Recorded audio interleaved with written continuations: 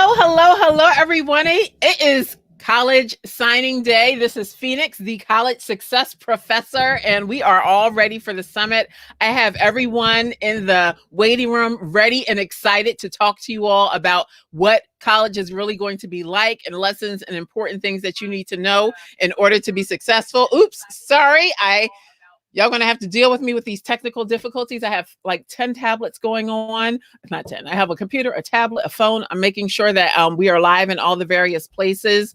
But before I get into all of that, let me talk to you all about what college signing day is. I've been online this morning and I've been seeing students posting pictures with their academic college regalia, with the decisions that they're making for college and where they're going. And I am so excited for you. I'm so excited for them. And we are excited. All the presenters are so excited to talk to you about all the fabulous things that college has to offer. But we want to make sure that you are college ready because it doesn't end once you make your decision. That's just the beginning. So we're here to make sure that you're prepared in the fall when classes start and things that you can do this summer to make sure that you are prepared. So for those of you who don't know me, my name is Phoenix.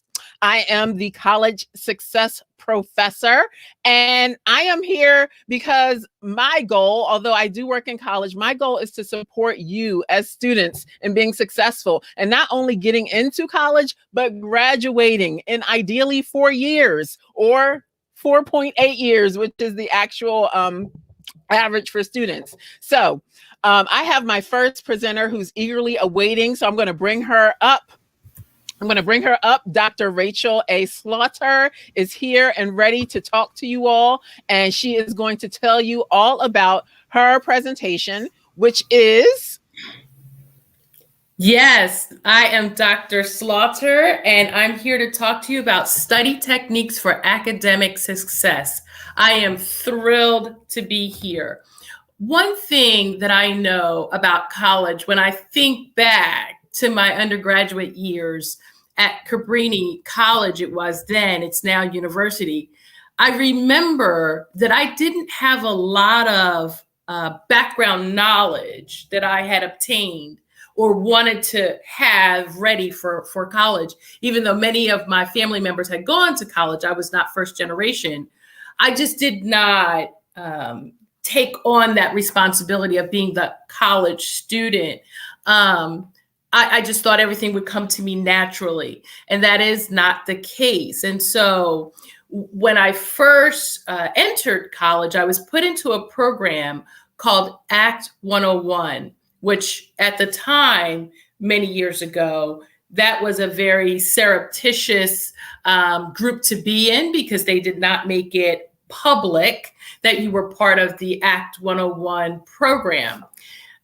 In that program, I met an amazing professor named Dr. Arthur Young, and he was the one who instilled in me the college success mentality, right? So I have to give Dr. Young his props. He's since retired, and I want to give Cabrini University their props because they made me into the person I am today. Right. So my academic journey started off really as a young Black girl growing up in Delaware County, going to all white schools, which was an amazing experience to get to learn and know other people.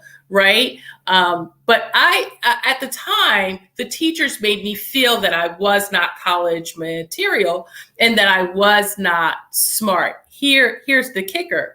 It wasn't that I wasn't smart. It wasn't that I wasn't prepared for college or couldn't be a good scholar. I did not know my brain, right? Okay. Learning your style of learning, understanding your brain, and understanding cognition is what will make you successful. Your brain can do all kinds of wonderful things, right? But because we only use 10% of it, we don't know how much we can do. I'm here today to talk to you about your brain, about cognition and about how to study effectively. So thank you so much for joining me. As I said, I went to college, I went to graduate school, I went to entered into my doctoral studies and became a doctor of education. And my background is in cognition, learning, literacy, and all those wonderful things. Since having graduated from college, I became an educator, a journalist, a diagnostician, all that great stuff. But I was the girl at the beginning who couldn't put two numbers together without being confused. And that part of my life, people use that as a way to say I wasn't ready for college. And that just wasn't true. I just needed to learn my brain. So what will you learn today, right? What am I talking about? Why am I talking so much? Well, I want to tell you about how the brain functions, right? Your brain has a file cabinet inside of it called the executive function skill set, right? In that, one of the drawers in that EF skills set is working memory. Okay. Working memory is the part of your brain that keeps things there soluble and ready for you to use when it's time to use them. Most people do not expand or strengthen their working memory, and they lose it, or it becomes fragile or brittle, if you want to use those synonyms, right? That imagery. So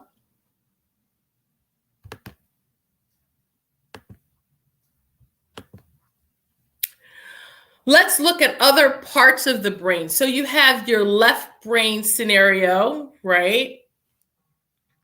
And you have your right brain scenario. You have both of those working at the same time. Many people will say, I'm a left brain person, right? I think mathematically.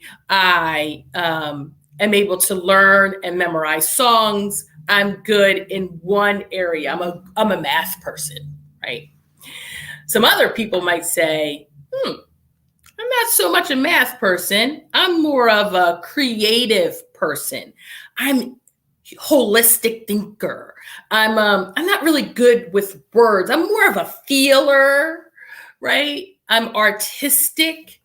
I like to daydream, right? So very early on in life, I considered myself a right brain person, right? I didn't think of myself as mathematic. As a matter of fact, I felt like I could never see math again and be okay with that. It turns out I could have been a better math student had I had better math instructors, right? Because at the time I didn't realize my brain can do anything. I've put limits on my brain because I wasn't willing to strengthen one side of my brain rather than the other. And because in some instances I had inept teachers in math. So let's go back to executive functions, right? The EF skills in our brain. What are they, right? What's the purpose? They're there, like I said, that file cabinet, to help you achieve your goals, right? Your academic goals. So what I'm saying to you is this: everything you need to be successful in school is already in your brain. I want to pause there to let that sink in. So all of you who are saying, I don't know math, I'm not going to do well in math, that's not true. All of you who are saying, I can't learn something scientific, I'm not good with music, I'm inept at that stuff, That's not true. Okay. People who are saying, I'm not a good reader. I don't like to read. I'm not going to do well in school. That's not true. So I kind of want to pause, and I want all of that to sink in, because I want you to stop telling yourself these untruths. Okay. Also, a part of EF skill sets is how to manage your emotions, how to focus your attention, organize, plan, time for reflection, and being flexible. That's all part of EF skill set. Okay. The EF skill set can be improved. The EF skill set can be strengthened. It all takes practice. Okay, jumping back to working memory, which is part of the EF skill set. I said earlier that that's that part of the brain that helps you keep things inside of it, right? This little area, so that you can work with it while you are doing other things. So, for example, you want to stay involved with the conversation. You have to remember what the other person said before you can respond. Your working memory is what keeps that there, what the other person said, so that you can respond. I wonder, when I think about young people today, have you ever heard these concepts before about your brain? So far we've gone over left brain, right brain, EF skills, and working memory. Which one of those terms or ideas are you familiar with? So if you're taking notes, or if you're trying to, remember some of the concepts that I'm talking about today, those are the big topics on the table right now. Okay? All right, working memory. I had a very poor working memory growing up, and I sometimes think back and try to figure out, why was that the case? Why couldn't I remember the list of groceries my mom asked me to go get from the store? It would only be 5 or 6 of them. I'd get there and not know what to buy. All right.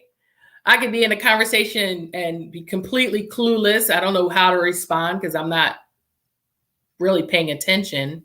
My working memory has shut down, right? I can't get from my house to the mall, a mall that I've lived near for 30 years. I can't get from here to the Springfield Mall without a map, right? And don't let me park my car in the King of Prussia Mall, which I won't even go to because it's too big and too much working memory is needed to find my car, right? Why is that? Because I have poor working memory. Why do I have poor working memory? Because I was never pushed to strengthen that. I'm sure I was pushed. I just wasn't paying attention to the people who tried to push me. I'm sure my parents tried to push me to remember stuff. I was like, for what? If I forget things, y'all ain't gonna do nothing but tell me, right? If I don't know how to get somewhere, you're gonna drive me, right? So I had no reason to strengthen my working memory. Okay. So I had poor working memory, right? And this is very common for a lot of people. I didn't know what to say in conversations because I didn't have good working memory. I would lose my keys, my shoes, book bag, papers everywhere. I had to reread paragraphs several times in order to make sure I understood and could remember from one paragraph to the next what I was reading. I had difficulty retaining information. right? So that means I can't cook, because how do you cook? You got to remember ingredients. You have to remember step by step, how do you make something? I can't do that. I have to read a recipe literally word for word in order to create the meal. Why? Because I'm still working on my working memory. Right? But how do you improve your working memory? Take breaks. Hydrate. Drink a lot of water. Do your exercises. Practice your working memory skills. Memorize stuff. My wonderful mother, who has passed away, could recite poetry from memory at the drop of a hat. She passed away in her late 90s. These are things she had learned when she was in like the 3rd grade, right? Okay, so that was something she practiced, making her memory solid. And it wasn't great to talk on the phone with her because, practicing her working memory, I don't know how old she was. Wait a second. My girlfriend was how old? Let me think. Let me do the math. I was born in so-and-so, 1918. She was born in blah, blah, blah. So she would bring all of these materials, pulling them from different parts of her memory to come up with the answer that she needed. Making sure that her memory always stayed solid. That's the number one key to college success. Strengthening your memory skills. Okay. So as a learning specialist, I teach people how to learn. I teach people to think about their thinking, which is called metacognition. I work with students to teach them that everything they need to be successful in school is already in their brains. But I start with teaching them how to take brain breaks. Because the reason you can't remember what you read, and the reason you can't pass your test because you forgot all the information you studied, and the reason you can't get from here to the Springfield Mall, no, that's me, is because you have poor working memory. And why? Because your brain is doing too much. Okay. How do you make your brain stop doing too much? 1, take brain breaks. Start there. My students say, Doc, you starting out with me taking a break? We didn't even get started on anything big yet. I'm teaching you how to relax your brain, conquer your thoughts, push them aside, compartmentalize your feelings, compartmentalize your anxiety. I'm teaching you how to reduce your burnout in order to achieve academic success. I'm teaching you how to quell all of the crazy in your brain, right? All the things that are going on, the pandemonium, in order to boost your attention and your motivation. How does Doc do it, right? How does Doc take brain breaks? Well, I color. I have the adult coloring books, right? I journal. I listen to music in order to focus my brain. Not a lot of words in the music, just instrumentals.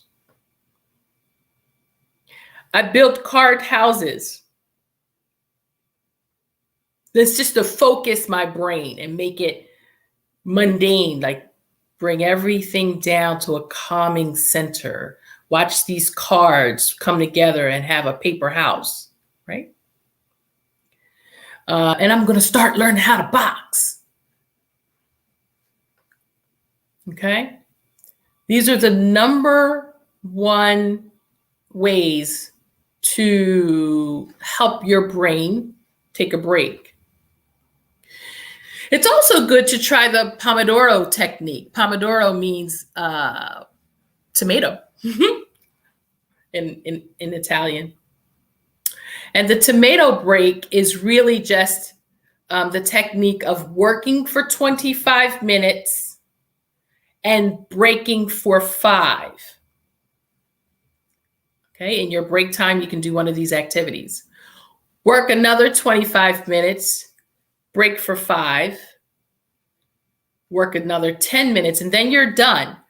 Do not, under any circumstances, start cramming. That is a mistake. Okay. 25, 5, 25, 5, 10. It's a done deal. Get up from the table. You're all done. Gosh, Doc.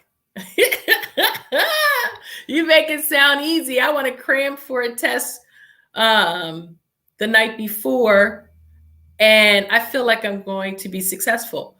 You might be successful if you cram the night before, right? You might be, but it's unsustainable. I'll tell you what. For my doctoral studies work, I had to take a test, right? And the test that I had to take was information that I had learned over a 10-year span. The first time I took the test, I crammed, failed it. This is no lie. This is all truth. I'm so transparent. Second time I took the test, failed it, because I tried to cram again. The third time I took the test, I did something different. I found and researched the most effective study techniques. Wow, when I think back on what I had to do. Anyway, I studied less, took more breaks, let the information sink in. Let it marinate day after day. I listened to the information on tape, on my way to work, on my lunch break, to let the work and the information sink in, marinate. I created some fake tests for myself so that the anxiety that I would feel on test day, I could feel it in my own house, right? Just chilling, taking a fake test under no pressure. I created fake pressure,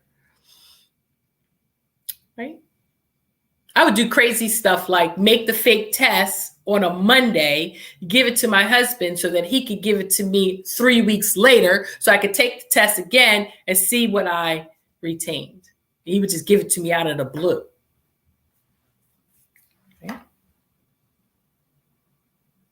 Okay. I exercised more in order to prepare for this test so that my brain and my body would work in harmony. I wrote and rewrote the information.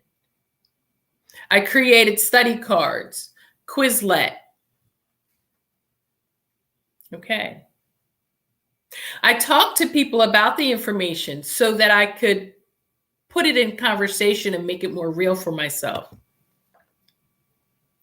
And what's great about that is I passed the test. I passed the test. And it proved to me, it proved to me that I could do anything. Yeah, sure, somebody could tell me, but you failed 2 other times, right? But I passed it the 3rd time, and now I am Doc. So my failure fueled my success, and it helped me to bring you this information today. Thank you so much for your attention. I'm wondering if there's a way for me to take questions from anyone or Hi, Dr. Hi. Dr. Slaughter. That was fantastic. Thank We do you. not have any questions in the chat right now. I know we do have a lot of people on live, so they're just they're letting it marinate. They're soaking up the information. They're enjoying all that you had to share. And I just have a few. Oh goodness, where'd you go? I just have a few comments. I don't know where she went, but I just have a few comments on that presentation, which was fantastic. I hope I didn't accidentally click her off. I don't think I did, but she had so much great information in that presentation. I was in the chat. There were some other people in the chat just commenting on that because she had so many, in that short period of time, she had so many good points. Using those different strategies and techniques, I hope you were taking screenshots or taking notes, especially whether you are a high school senior or you're in college now. Finals are coming up. Those are great strategies. Oftentimes we think if we cram and get all the information in, then that'll be successful. And as Dr. Slaughter told you, that will not make you successful. You need to take a specific time to focus on what you need to study for, especially when you have so many upcoming exams to study for. And you need to do some techniques like practicing what you're learning. Okay, she's back. Okay, there she is. I don't know what happened. Welcome back. Welcome back. Woohoo! Here I am. Yes. So I was just talking about some of the points you were making and why they were so key and so important, especially whether you're in high school right now about to graduate or whether you're in college and now about to go into finals time. Those strategies such as, spacing out your practice, making sure you're practicing for the exam, letting your mind marinate and rest in between rather than cramming. So like I said, there are no specific questions for you, but I hope everybody was taking notes and or taking screenshots of that fantastic information. So thank you again. Let me just put up your information. So Dr. Rachel Slaughter, you can reach her at Literacy University. And actually, I did not, bad me, read your bio. So let me read your bio real quick before you go so people know who you are and why you are so fantastic to listen to. Like you said, you have been working, helping students for how many years has it been? This is my 31st year in education. So we have a lot of expertise and knowledge in this summit. And let me just pull up Dr. Slaughter's bio real quick. Don't know why I didn't have it ready. Bad me. Right. I actually printed it out, but of course I left it on the printer downstairs. Bless me. This is my first time doing it via StreamYard. So here we go. This is great. Yes, Dr. Slaughter, Doc, as she referenced herself, is a published author and veteran educator with 30 years in secondary and higher education experience. She's dedicated to helping students reach their optimum academic success. She served the profession as an English instructor and a learning specialist.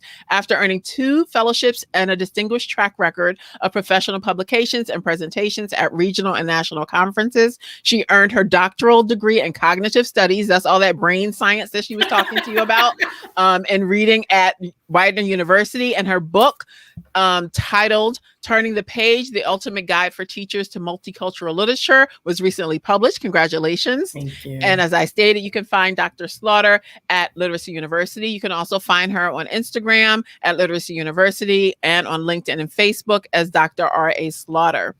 So again, thank you again, Dr. Slaughter. I know Carol, our next speaker, is anxiously waiting to talk to you all about the other important aspects. So Dr. Slaughter talked to you about the important cognitive aspects. That means the academic, making sure you're studying, making sure you're getting the good grades that you need in order to be successful in college. But it's not just about that. It's about developing your strengths, figuring out who you are, learning all of those things in order to be successful in college as well. So I'm excited for this presentation. I have the book that I'm sure Carol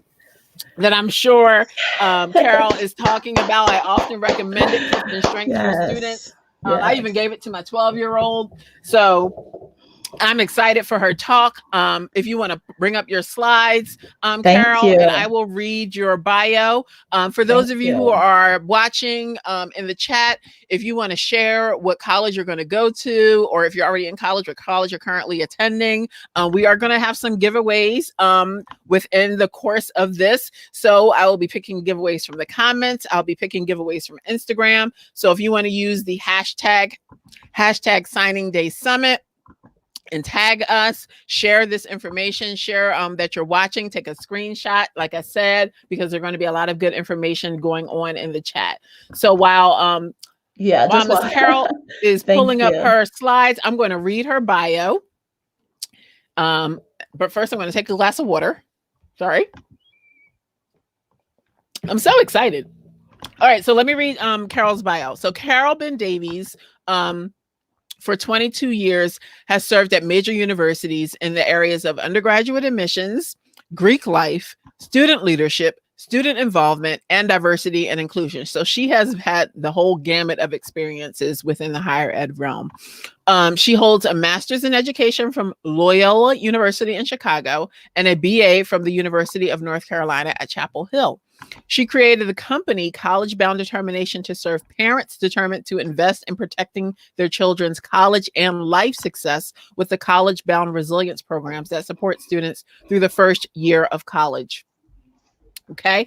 And as a certified Gallup Clifton Strength certified, did you hear certified? I know what that certification is like. She went through it to make sure that she knows what she's talking about. As a certified Gallup Clifton Strengths coach and a certified QPR suicide prevention instructor, Carol is a mental health advocate who believes that helping Gen Z leverage their innate talents and preparing students for college beyond admissions, that's what we're talking about. You got in, but it's not over. There's still a lot that you have to do to get to graduation, which is what we're all about. All right, to lead more successful lives. So Carol is on Facebook, Instagram, and Twitter at Carol Ben-Davies. And her website is www.carolbendavies.com. So I am going to let her take it away. Let me get my pen ready because I'm excited to hear what she is going to talk. And there are some parts where I'm going to want you to engage. So I want you to do the activity with me. Okay. I'll be in the chat and I'll put stuff up for you. Okay. All right. So enjoy. Thank you. Hello, and congratulations. May 1st is here. You are making your decision on where to go to school. I'm so excited for y'all. Congratulations. My name is Carol Ben-Davies, CEO of College Bound Determination, and I am here to talk about how to leverage your strengths for college success. And I'm just so thankful to be here because this is a very exciting time. I don't want to take anything away from all the wonderful Facebook, Instagram, Snap, TikTok, all of that announcements that are going on right now. But we want you more than to be able to celebrate right now. We want you to graduate. And so I am so grateful to be here. Dr. Slaughter, your presentation was so on point, and so it actually kind of feeds into what I feel this presentation will be about. So I'm hopeful that students will really take this and run with it. And so just a little bit about me. You read the bio, but just these are the institutions where I worked. And I started out at my alma mater the day after I graduated from college, working in our Black Cultural Center. And then I moved on to the Office of Undergraduate Admissions there, selecting students from all the applications to decide and determine who was going to be part of the class. And so in my mind, you just have this idea, oh, wow, all these students are, just brilliant. They had the scores, they had the GPA, they have the leadership. They're going to come to campus and just rock it out. And for much of my career, that's what I thought was going on. I had an opportunity to go off to Loyola, Chicago, went to work at the University of Mary Washington, worked at Northwestern, and at Purdue University was where I had this aha moment in terms of the entire college journey and the pieces that are missing for many of our students. And so Purdue was just named the Don Clifton Strengths Campus award winner. Actually, what's the full the full name of the award? Oh, I can't think of it because I just saw that they won it just a few days ago. But they recognize those institutions that are that use the Gallup Clifton Strengths Assessment on their campus, and Purdue University was awarded this honor. When I was working at this institution, I had the opportunity to do leadership development, working with some of our strongest students. And then I moved over to another area of campus where I was interacting daily with students who were having challenges on campus. And it was there where we were using Clifton Strengths to help students to learn more about themselves, learn how to leverage their strengths in terms of their leadership, in terms of how to find career paths for themselves. But also, I had a chance to do one-on-one coaching with students. And it was so surprising to me that many individuals don't know themselves. And so this is what I really want to stress, that Dr. Slaughter even mentioned it. Everything we have is already within us. She said it's in our brain. It's everywhere. It's in our brain. It's in our heart. Everything we need to succeed is already within us. And so seeing that difference, that having students understand their Clifton strengths and the confidence and clarity it provided students, I really just became a part of this mission of sharing the Clifton strengths with as many people, especially our young students, on how to use it to leverage their strengths so that they can reach their greatest potential. And so Don Clifton is the founder of the Clifton Strengths and inventor of the Clifton Strengths Assessment. He was a psychologist. He wanted to study what would happen if we think about what is right with people rather than fixating on what's wrong with them.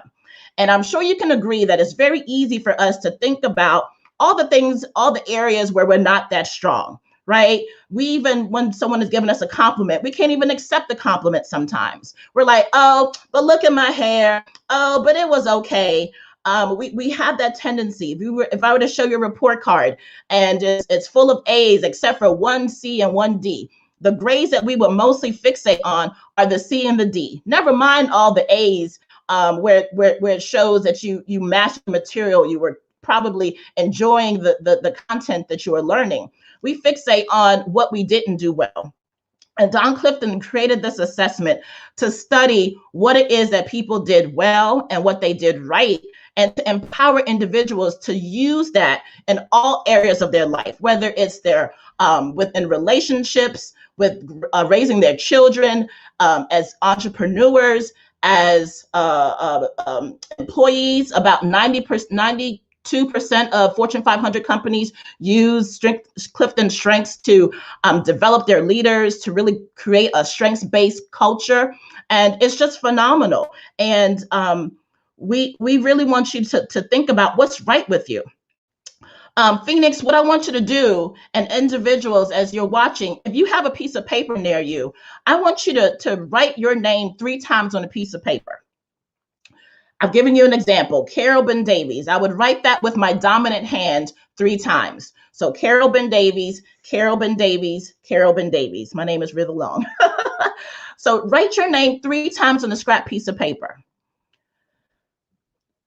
Feel what that feels like. Experience what that felt like, okay? Then I want you to take your non-dominant hand and write your name 3 times. Carol Ben-Davies, Carol Ben-Davies, Carol Ben-Davies, whatever your name is, write it 3 times. And you will see a difference. You will feel a difference in how you wrote that. Because with your dominant hand, you've been doing this since my daughter's in kindergarten. So she's learning how to write. She's learning how to write her name. She's getting really good at it from the time she started in pre-K to now. And every day it just gets better and better because she's practicing it. She's using it. It's now something that comes very easy for her to do. And that's how it works with us. When we're doing something that just comes easy, we're at a flow. It doesn't take much brain power. We don't even think about it. We just do it and it's done. But when you do it with your non-dominant hands, man, tell me what that felt like. It was probably awkward. It felt weird. It was a struggle. It's probably sloppy as I don't know what, right? That's because you haven't practiced that. So it's not that you're not able to it. You know, if we kind of think about a strength and then a weakness, the weakness is not saying that you can't do it. It's just saying, let's look at that strength, that dominant hand that we have, and focus on getting that even better than spending time trying to get that signature that we're not even going to use very often with our non-dominant hand. Does that make sense? I hope it makes sense to you. I love to see people's faces when I do that because I can see just the discomfort. And that's what typically happens for us. We try to take time and, perfect our weaknesses. We hear that all the time, right? Oh, you can't do X, Y, and Z. Just work on that. You'll get better at it. No, the science proves no, it's not. I don't care. I'm 5'9". I don't care what kind of practice I get from a coach. I'm not going to be balling like LeBron James. I'm not going to be balling like Cheryl Swoops. It's just not going to happen. I don't have that talent. I don't have that built-in brain memory to really excel at it like those individuals who work at it all the time, right? And so one of the things that I love about strengths is says that each of us has valuable talents, and the more we know about them, the more we can understand what makes us special and how we can use our talents to do things exceptionally well. That's what the strengths movement is about. Focus on what are you doing that you don't even really understand how you do it. How did you come to that decision? How are you so able to do things with such ease? And just be doing that so that you're doing it exceptionally well. And so there is a recipe for strengths. And your talent is something that you naturally have. It's a natural pattern of how you think, feel, and behave. That's that innate, what's already in you that we were talking about earlier. It's already in you. I see it developing with my girls who are 6 and 4, their natural ways of thinking, feeling, and behaving. And when we are able to take that natural talent that we have and invest in it with time, developing our skills, gaining more knowledge, going to events like this, reading books, really the chance to hone in on those natural talents. We see it all the time with artists. We see it with athletes. We see it with dancers. They just have this natural talent that they all of a sudden say, oh, or parents will say, wow, they're just able to do that so well. I have a friend who has a baby just swims so naturally. If that mom then were to take time and put that child in swim classes, whoa, that's that skill that starts to get developed, right? And then that talent times the investment that you've made into making it a stronger part of who you are becomes now a strength. And that's when it's a consistent near performance. I'm thinking, we just mentioned swimming. I'm thinking about Michael Phelps. He's been swimming for much of his life, right? And he has a wonderful work ethic, right? Think about Michael Jordan, Carolina, just practice all the time. I think about LeBron James. I think about Kobe Bryant, their work ethic, working really hard to get to be the best that they can be. We think about it with those other talents, but we don't think about it in terms of who we are in our personality and the ways that we think, feel, and behave as being something that has an asset to us, right? But it does. And so this, I didn't know we wouldn't be able to kind of see each other, but I want you in the comments, if you can, put a 5 if this is something that you do. And if it's not something that you do, put 1. Okay, so put 5 if you talk to people in elevators, airplanes, grocery stores, and wherever you go. I am one of those people. My family, we were just talking about how I just never meet a stranger. I just could talk to anyone, and just that's just how I am. And my sisters are just not like that, and they just are amazed. We were kind of sharing a story, and I've always been like that, right? How many of you have a color-coded or otherwise organized closet? Everything about you has always been organized. And I think about my nephew, he's 11. He's very, very detail oriented. Everything is very organized already at 11 years old.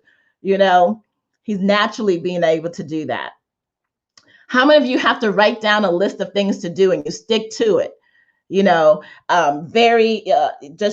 days are structured. If you have your list of things to do, and if you do something that you didn't have on the list, most individuals will say at this point that they'll write it on the list just so they can scratch it off.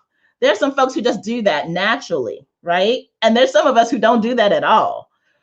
How many of you are folks who you seek a familiar face at a party, right? You go in and you're just like looking around. Oh, I know you. and just kind of moving the crowd. How many of you are like that? 5 of you are, 1 of you are not. You need to pick someone to race while driving or compete with in any activity. I am the total opposite of this. My 6-year-old, oh my goodness, I am seeing already, she wants to make everything a competition. And so I'm using that to get her to do her homework. And kindergartners have a lot of homework. She's doing virtual kindergarten, right? So I'm seeing that as a talent that she has already, that competition is something that really energizes her. How many of you have been told that you ask way too many questions? 5 if that's for you, 1 if it's not, right? Some people are like, oh my gosh, why do you ask so many questions? You say, let's go X, Y, and Z. And you're thinking about all the different things that no one else is thinking about, but you always have to bring it up. And maybe some people see that as a strength, maybe some people don't, but it's a valued asset for many, many situations that I value for the individuals in my life who ask a lot of questions, because I'm not thinking about some things like, oh, I never thought about that.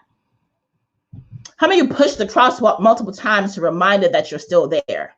Just keep pressing it. Just keep pressing it. I'm here. You see me? And how many of you, and my husband is like this, figure out the plot of the movie before everyone else does, or wants to kind of tell it? You're already steps ahead. These are just some examples of some things that we do. It comes naturally to us. We think everybody else does it most likely, and that's not the case, right? And so when you think about your talents, these are 5 clues.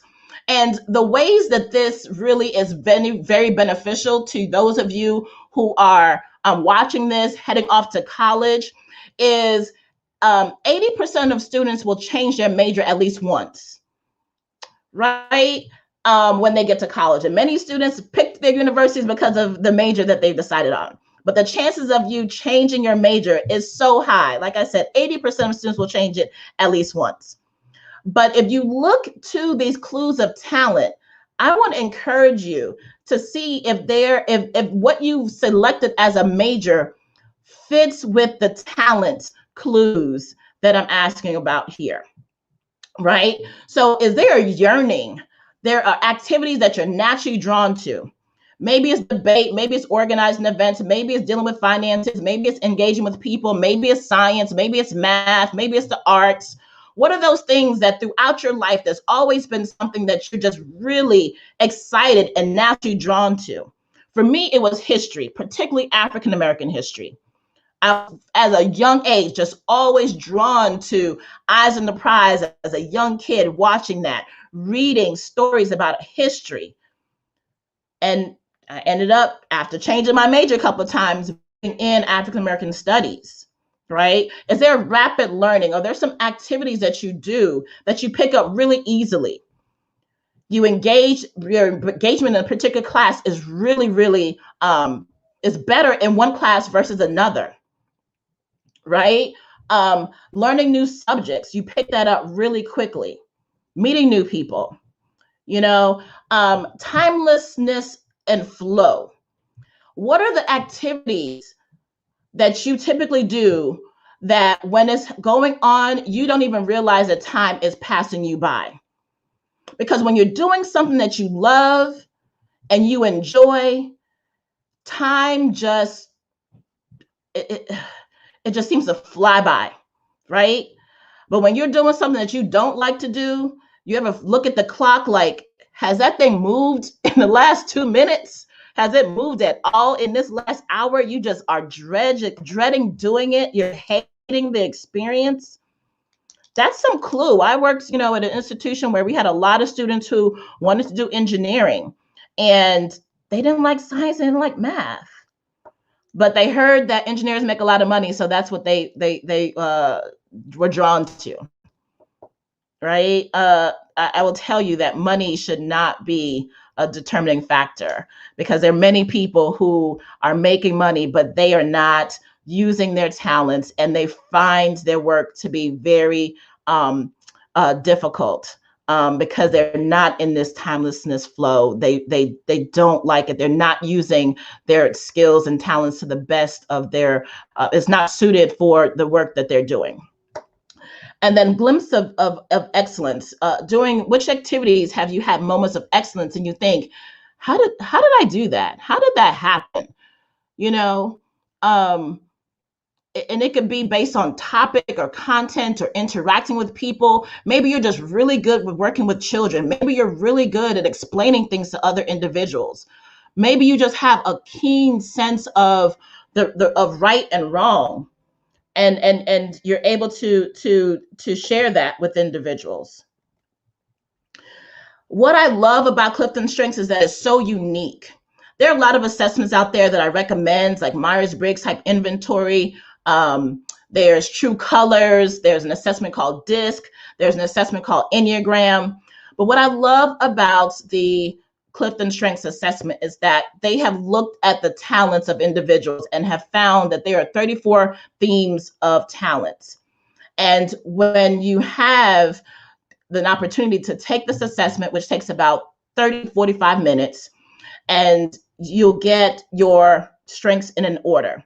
Typically, when students took it on our campus, they got their top 5, but you can get your full complete 34. But what I love to share with students is that the chances of someone having your same top 5 in the same exact order as you have it is 1 in 33 million. So that just shows you're more than 1 in a million. You're so unique. And so many of us think, there's nothing special about me. No, there is something so uniquely special about you. Your talents are like your DNA, right? It's part of who you are. And what you have is an amazing asset to the world. And I want you to tap into that, to find out what those are and use it. When I had an opportunity to coach students, they would find out through learning about their assessment that the major they had selected was not for them. And they would find a career path that was better suited for their talents. And it was just such a joy to work with students on that. But these are the statistics of chances of someone having any combination of, so that's a combination of unique combinations of the top 5 themes. And I don't even know how to say that number, but the chances of someone having your same top 34 is that long string of numbers there. Is that what, 1 trillion chances?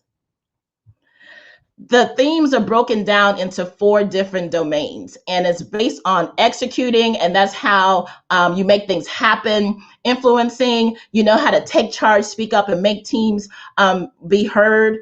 Relationship, these are folks who have the ability to build strong relationships with individuals and hold teams together. And they're individuals who have strategic thinking, and they are able to absorb and analyze information. And so when individuals take the assessment, they will get a combination of themes, and it really gives a lot of insight into how you think, how you feel, how you behave.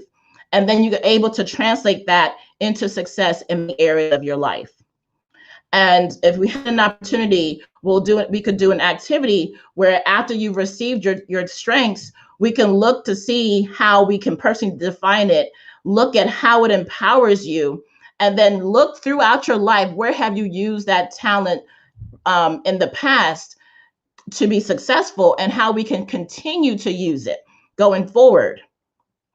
And this is the power of taking the assessment and learning about how to leverage your strengths, because when you know what they are, you can tap into it, you can leverage it for helping you to reach your greatest potential.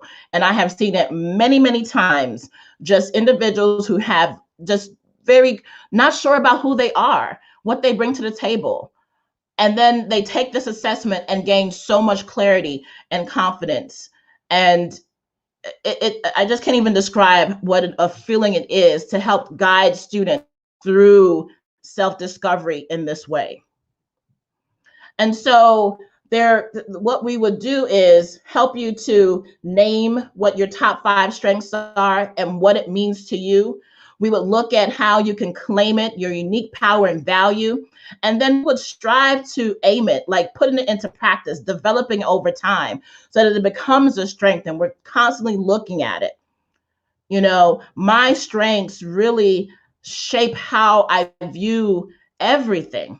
I lead with responsibility, which means I take a psychological ownership of things. I have committed myself to helping students learn more about who they are so that when they get to college, they can hit the ground running. I've seen so many students get stumbling blocks because they didn't have a lot of that clarity, you know. And I don't have a lot of time to go through all of the strengths, but another is empathy that I have. And I have the ability to really put myself in another person's shoes and to feel, literally feel what they feel. So that's why I came to doing what I do, because for much of my career, I wasn't a parent, and I didn't understand how, you know, the terminology of helicopter parent. Why were they so overbearing? And then when I had my girls, I was like, oh, I understand now where that comes from. And so that really motivated me to help parents, to help their students, you know, to go beyond this whole frenzy of admissions of stressing about the test scores and GPA and how to pay for it, and really help their child to hone in on their talents and strengths. And so just some things, themes are not neutral. Themes are neutral. They're not good or bad. They just are themes. Themes are they're not labels. The whole focus is to lead with positive intent. We all are different, as I shared, and that's our advantage. A lot of times we hear that individuals need to be well-rounded. No, teams and individuals around you are what's well-rounded, and working together and knowing that there are people who you can tap into their resources and their talents and strengths to help you achieve your goals is really part of that a success equation. We need each other. Strengths don't limit us. And so in closing, what lies behind us and what lies before us are tiny matters compared to what lies within us. And so tapping into your brain, as Dr. Slaughter talked about, tapping into how you naturally think, feel, and behave can be an amazing part of your success journey when you get to college, because we want you to graduate. There's so many students who do not graduate with their class, class of 21, we're thinking everyone's going to graduate in a class of 25. That sometimes doesn't happen. And there's so many reasons about why that's not the case. And I'd love to share and continue talking with you. My time is up, but you can find me you can send me an email, cbd@collegebounddetermination.com. My website is www.carolbendavies.com. And hey, just send me a text if you want to continue to learn more about how to find out what your strengths are and how to use it when you get off to campus so that you can hit the ground running and do all that you are anticipating doing as a college student. So that's all I have for you, Phoenix. That was a lot. That's not all that. I had to remember. I know a couple of my strengths off the top of my head, but I went into my report and I had to look it up because I wanted to share my strengths too. Yes. What are your strengths? So my strengths are connectedness, focus, yes. learner. Obviously, like I am always reading a book or trying to do something. My field is education, achiever, and command. So those are my strengths. I love it. And you know what's so funny? We don't know each other. We haven't talked, but from my just watching you on your when you go live and just the way that you connected all of these individuals for this amazing event, I can see that you use your talents and your strengths to achieve this success. And so kudos to you. And I want people to just understand that this is a very powerful tool. When you lean into it, I mean, you're just unstoppable, absolutely unstoppable. So thank you so much for giving me this opportunity to talk, and good luck with the rest of the day. Well, thank you again. I think this is so important because, as I stated, it's not just about being academically successful in college. You need to figure out who you are, being more self-aware, learning what your strengths are, developing your strengths. That is so important in college. And as I said, I used the strengths, or I wasn't aware of the strengths until I got into my professional life. So learning it early and developing it early is important. It's a way for you to communicate with future employers, future internships, friends, seeing who you relate well to. This is all important important things. These are all important things that you need to learn and develop while you're in college. So thank you again for sharing all of that. Absolutely. I'm adding Dr. Green on because he is our next speaker. So thank you again, Carol, for talking and sharing all of that great information with the group. Thank you. Hi, Dr. Green. Good morning. Excellent presentation. Actually, both, congratulations, you and Dr. Slaughter, both really strong. Great information. Thank you. Hope I got a lot of big, the bar is very high here. Very high. And so if you agree with Dr. Green that it's a great information, definitely, I just noticed we have a heart in the chat. Definitely, I forgot to ask, definitely share, comment, give us hearts, thumbs up, love, whatever emoji you want to share. Like I said, we have, I think, 4 more speakers still to go with the rest of the summit. So goodbye, Carol Ben-Davies. Hopefully we can continue to stay in touch and enjoy and collaborate in the future. So thanks again. All right. So Dr. Green, this is your second time going live with me on my platform. So I appreciate you coming on again to share and talk more about what students are primarily focused on, the academic part of college. So actually, let me get my slide for you up and get your bio read as I introduce you. Oops. We're going to do that a little bit later. We're going to do it. Also, that was a good reminder. We're going to do some giveaways, of which your book is one of the giveaways. So we can talk about that too. Yeah. All right. So let me give you all a little intro on Dr. Garrett. There's the book. There's the book that he has donated for the giveaway. So if you're interested, definitely put in the chat. Definitely let us know in the chat. Like I said, give us hearts, loves, comments. Let us know what you have learned, what you are learning. If you have any questions for any of the speakers, definitely put that in the chat. And we will be happy to answer them either during the presentation or at the end of the event. We will be having a question and answer period. But let Dr. Green get on with his presentation and let me give you his bio real quick. So Dr. Green, the Success Doctor, as he's called, is a lifelong educator, a best-selling author of Maximum Education, which he just showed you, and host of the Make the Grade podcast and online success community facilitator.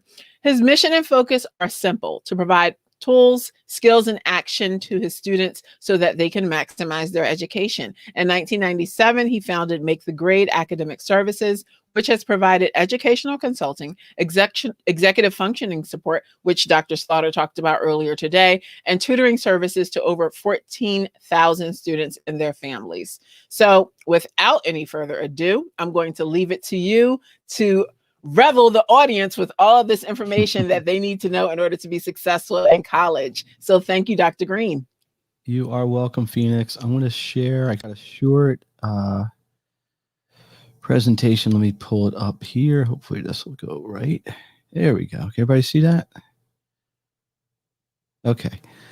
First of all, I'm going to try to focus on things you can do, things you can take actions on. The last two speakers did a fantastic job, and I took a lot of notes. I'm taking notes too. I've been out of college 30 years. But one of the things I'm going to emphasize here is your mindset should always be to continually try to improve. I don't care if you're 10 years old, 20 years old, 50 years old, 90 years old. That's the mindset. What can I do today to be better than I was yesterday? It doesn't have to be enormous quantum jumps. It might be little tiny things. But the little tiny things eventually become smaller things, and then medium size, and then eventually there's big changes. So what I learned a long time ago was you can philosophize all day, you can hope all day, but eventually you got to take action. You want to take action with purpose. So what I want to talk about here today are actions you can take to maximize your education. I put you in capitalized because it's you. It is you. Congratulations. All the juniors who made it through this crazy school year, all the seniors who made it through 4 years of high school, all those who are hopefully enjoying your college experience. And let's kind of get into it. So I'm Steve Green, a Success Doctor. This isn't about me, though, but I do want to give you a little bit about my background. I've worked with people for actually more like 25 years. I got to update the slide.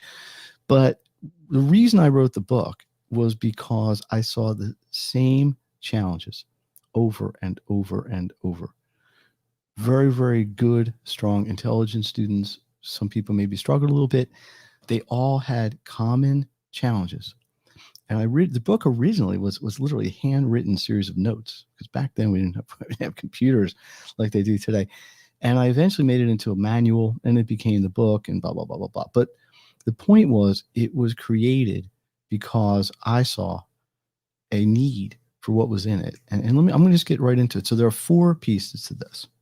Okay. 4 actions that I believe a successful person needs to be doing on a daily basis. Now, we're focusing today on college, your college experience, but these would also be just as true if you're running a business, if you're running, if you're a salesperson, if you have to do things that need to be monitored and have success trigger points and checkpoints. So they are, in short, time management, information management, daily success plan of action or daily action success plan, and a commitment to your goals. I mean, anybody out there know somebody who makes a goal and sticks to it for 4 days? See him the 6th day. What happened to your goal? No, it was too hard. Too much work. I decided I didn't really want to do that. So long term is really where you get success. So I'm going to break these down a little bit, and hopefully everybody just gets some stuff. My goal here is very simple. Anyone who's listening or sees this, whenever, I want to give you some skills you can just start doing today if you need to. So how do you manage your time? And again, you could dive way deeper into this, but basically, these are the 4 things I've found everybody needs to do. Number 1, you got to prioritize your efforts. You got to prioritize your work. You have so much time in a day. If you're a college student, you got a lot of free time, and you should use that for fun sometimes. But when it comes down to get work done and your studies take your priority, you have to prioritize your time. And just as importantly, you have to schedule your time. You got to get out a calendar. I do tons of work, and in my book is all sorts of stuff about this, of the power of calendaring. It sounds so obvious. And yeah, you can do it on the phone. You can do it on a spreadsheet. You can do it on paper. It doesn't make a difference. The point is to do it because it's a commitment to yourself. And then you got to stick to it. There's a commitment word again. So you prioritize your work. What's important? What do I have to do right now? What can I wait an hour? What can wait 2 hours? What can be tomorrow? Schedule your time. What am I going to do from 1 o'clock to 2 o'clock? What am I doing from 2 to 2:10? Dr. Slaughter talked about taking breaks. Fully agree with her. Build them in. Build them into your schedule. Yeah, of course, you have to eat. So build this in. So from 3:30 to 4, I'm going to do this. 4 to 5, I'm going to do this. 5 to 6, I'm going to do this. 6 to 7, I'm going to take a break and eat. But blend it all together. So schedule your academic life and your personal life. It might sound a little bit, strict or tight, but believe me, your productivity will go way, way up. And when your productivity's up, you have more fun when you can have fun. So time management, your first important action step. Number 2, information management. Generally speaking, the higher you get in the academic ladder, middle school to high school to college, the more information you have to manage. More importantly, and those of you in college know this, and those of you are going to find out pretty soon, you have less and less assignments that your grades get based on. What I mean by that is, in high school, in a typical marking period, a semester, I don't know, you have 6, 7 tests, a bunch of quizzes, homework, and it all kind of blends together. I've been in college classes and I've taught them, well, we have 2 things that make your grade: a midterm and a final, or a midterm and a paper, or maybe 3. So they're much more high stakes. So if you're not managing your information, you're not ready. It's a much greater disadvantage if you don't do well, and a bigger advantage if you do well. So you got to manage your information, and there's a lot of ways you can do this. And again, some skills you want to think about. Importantly, taking good notes. When you're sitting in a class or a lecture, get dialed in. I'm not going to say every lecture is incredibly exhilarating. Some are boring, let's be honest. But the idea is that's the information you need to know. It is your job. Your job is to learn what's going on there. If you don't know what is important from the class, how are you going to learn it? How are you going to know? How are you going to prioritize it? Outlining. I differentiate this. Note-taking, I define as what goes on in class. Outlining, I define as what happens outside of class. Of course, they overlap. all sorts of techniques here we could get into. There's all sorts of systems. Some people like to outline before class and they supplement the notes when they're in there. Some people do it the other way around. It's all good. You just need to have a system. And you have to find a system that works for you and do it super, super consistently. Memory triggers. Again, another topic brought up. Things are going to help you remember. When you have a lot of information, you got to file it somewhere. Associative memory techniques, really powerful. And lots of things work. Do not limit yourself. Anything that helps you to get stronger with your information is great. I really like, I'm going to give you one, test simulation. Again, this was brought up before. We all think alike. See, because it's stuff that works. Create a test. Create one. Okay? You can work on that and you can try that. So, for example, you might have a test next week. Make up your own test because that helps to define what's important. Very, very important stuff. But these, again, we're going to try to manage our time. I shouldn't say try. Let me take that back. We will manage our time. Get techniques to manage your information. And then here's how it all comes together. Every day, daily action success plan. Some of this is mindset. Plan to be successful. You have to mentally say to yourself, I'm going to do this. I'm going to make this work. Have an expectation of being successful and build towards that. And just because you say it doesn't necessarily mean it's going to happen. I work with tons of people. And some of them are really, really motivated. And not all the time do they get everything they want. Not everybody gets 100 all the time. But the larger plan works. And you got to build to that. And the power of compound, what I mean by this is building upon what you've done. It's that little gain every day. Tiny bit. But it builds up. And it gets stronger and stronger and stronger. Your skills will get stronger. Your confidence will get greater. Your plan will get more and more ingrained in what you do. And just to, because people have asked me this, is this going to make a difference if I'm a pre-med major versus a business major versus a French literature major? No. Information is information. Taking action is taking action. Managing your time, managing the information is just a matter of doing it. And all these skills are going to help you at every level. They will help you in high school. Absolutely guarantee you. Help you in college. No question about it. Help you in the workforce. Help you as an entrepreneur. Help you as a business person. Number 4, commit to your goals. Commit to your goals. I use this word all the time. Consistency, commitment. I use these words all the time when I'm working with students because they are the key.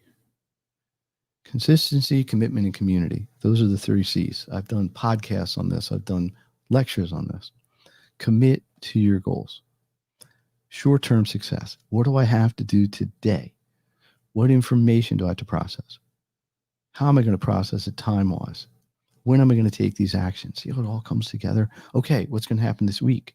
Can I be just as good on Thursday and Friday as I was Monday when I had kind of a fresh mindset, maybe a little bit? And think about this. What is success? Is it all about grades? I don't think so. Of course, we'd all like to get great grades, and we work towards that. But there's more than that. There's becoming a better student. There's becoming involved in things. Get involved in clubs, getting involved in sports, getting involved in activities.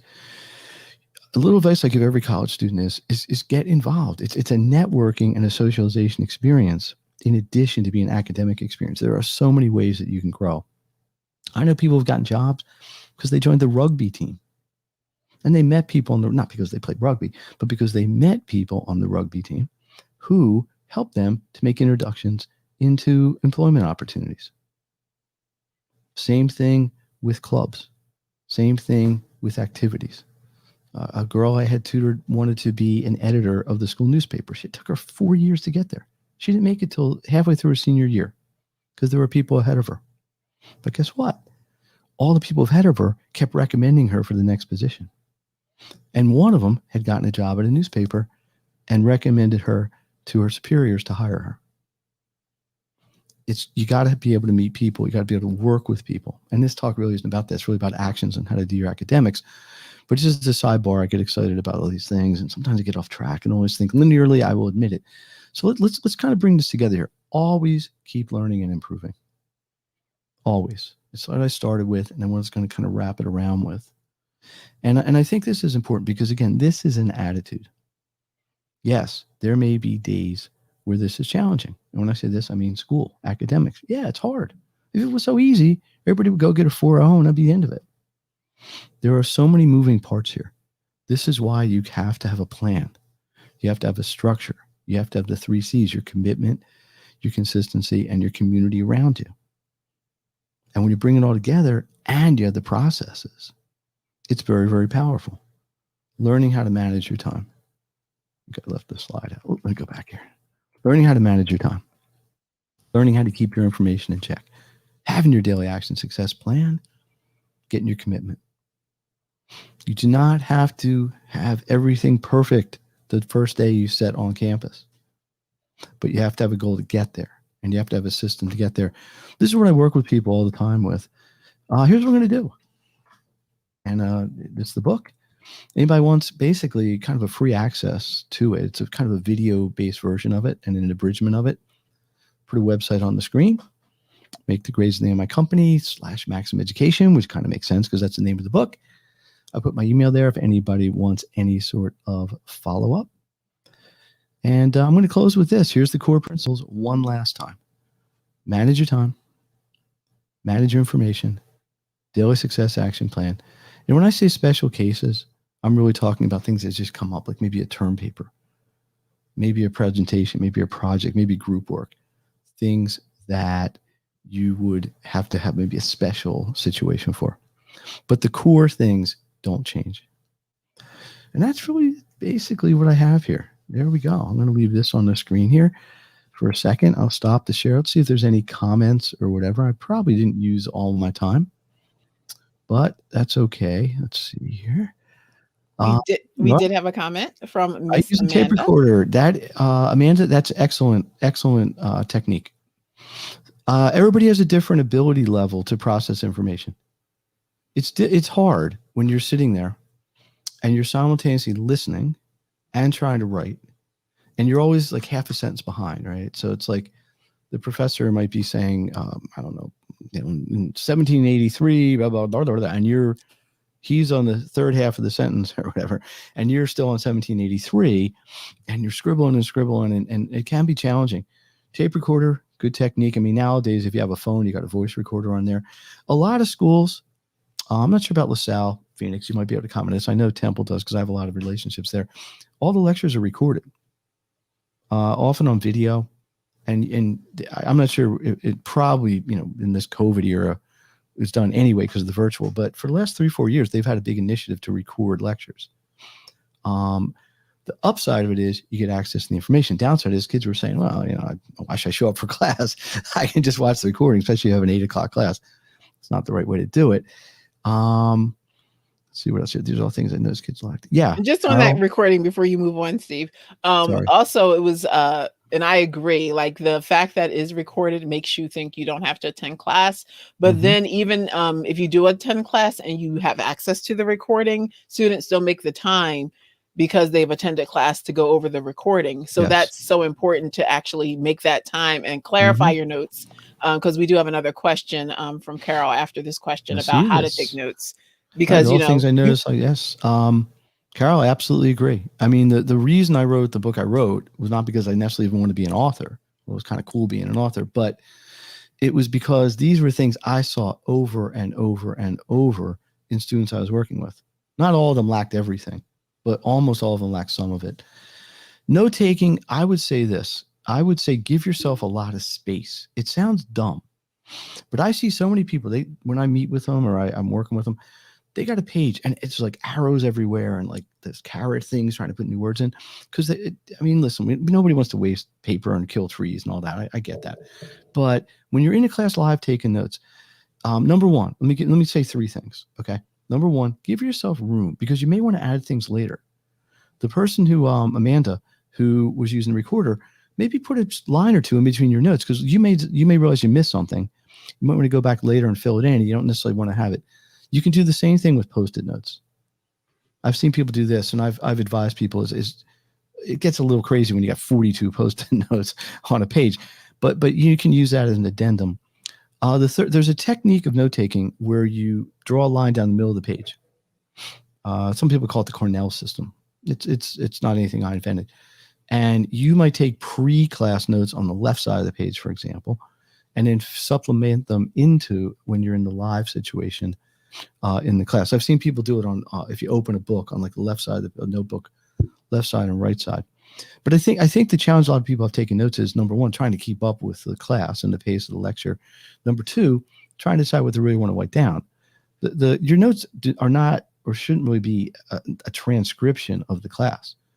They should be things you feel are important, because the presumption is that you're probably going to get tested or need to demonstrate the more important things and the details as well. But the more important things are core. Third thing I always say about note taking is it's a learned skill. The way you do it the first day of school in high school probably isn't the same as you're doing it now. Probably won't be later. And it's also going to vary course to course. And then one last thing, I said I'd say 3, we're going to say 4.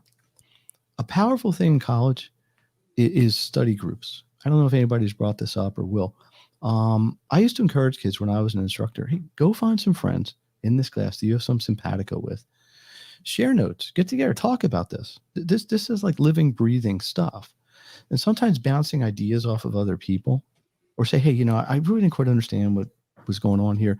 One of your other peers might be able to explain it to you just as well. So it's a good idea early in your course to maybe find 1 or 2 people. That way, if you happen to miss a class for some reason, who you can get notes from that you can trust, have good notes.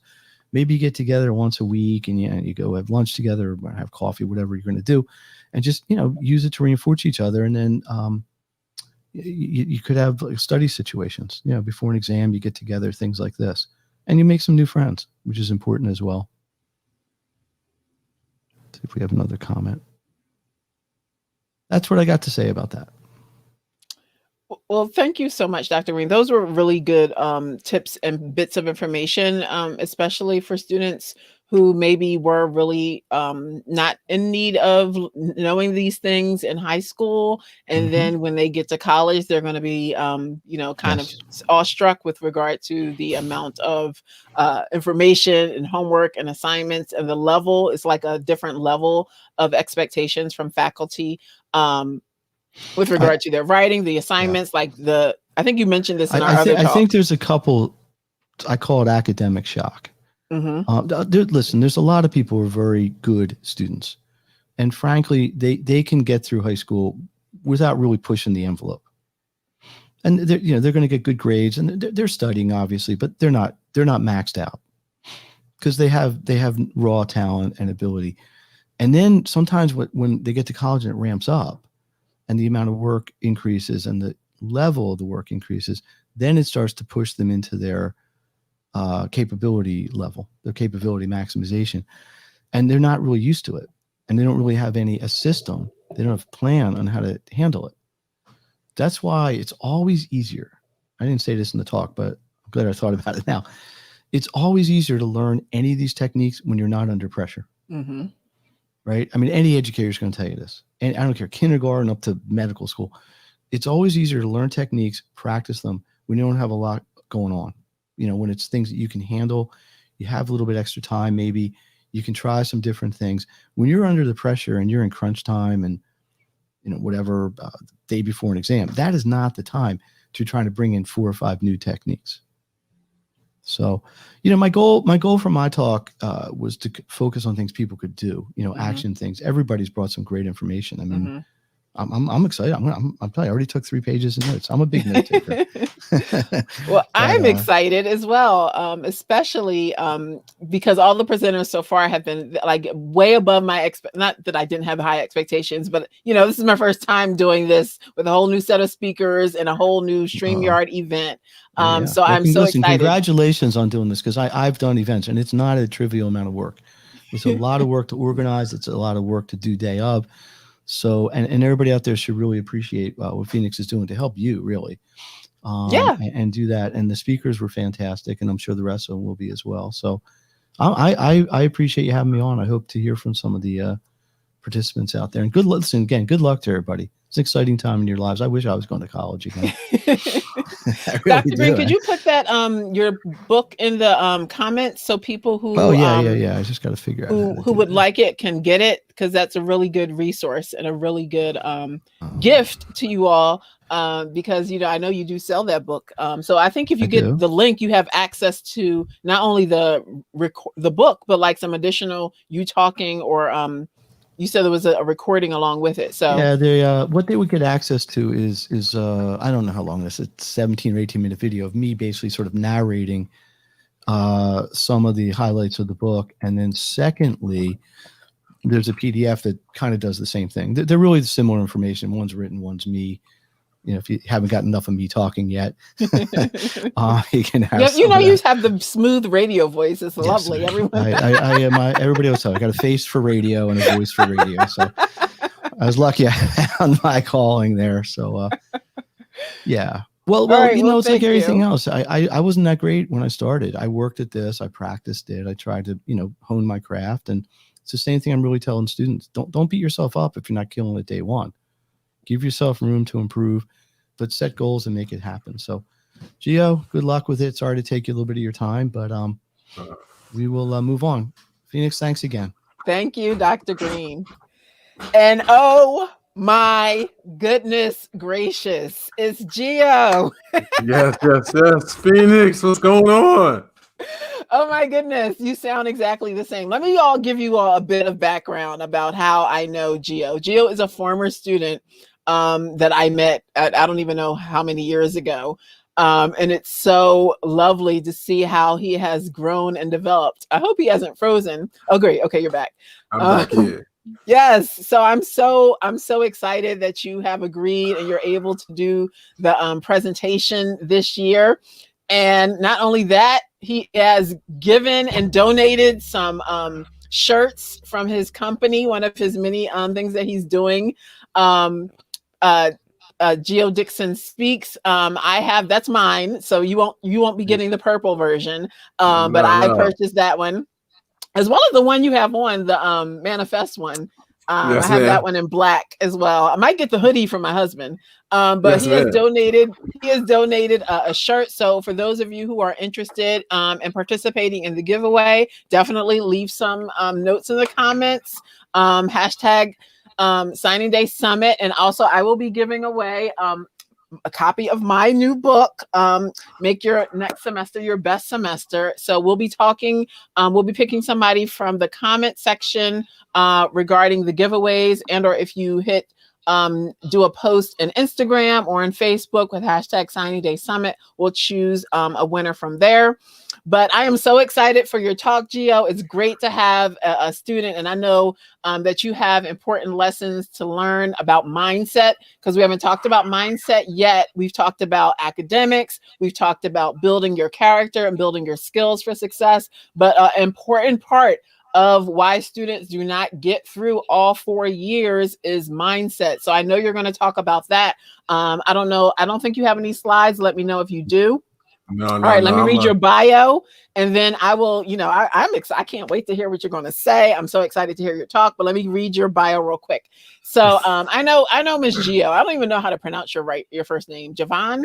It's Giovanni. Giovanni Dixon, Gio, as I know, is a world-class motivational speaker, author, and entrepreneur known for his passion and energy, even from college. That was the case.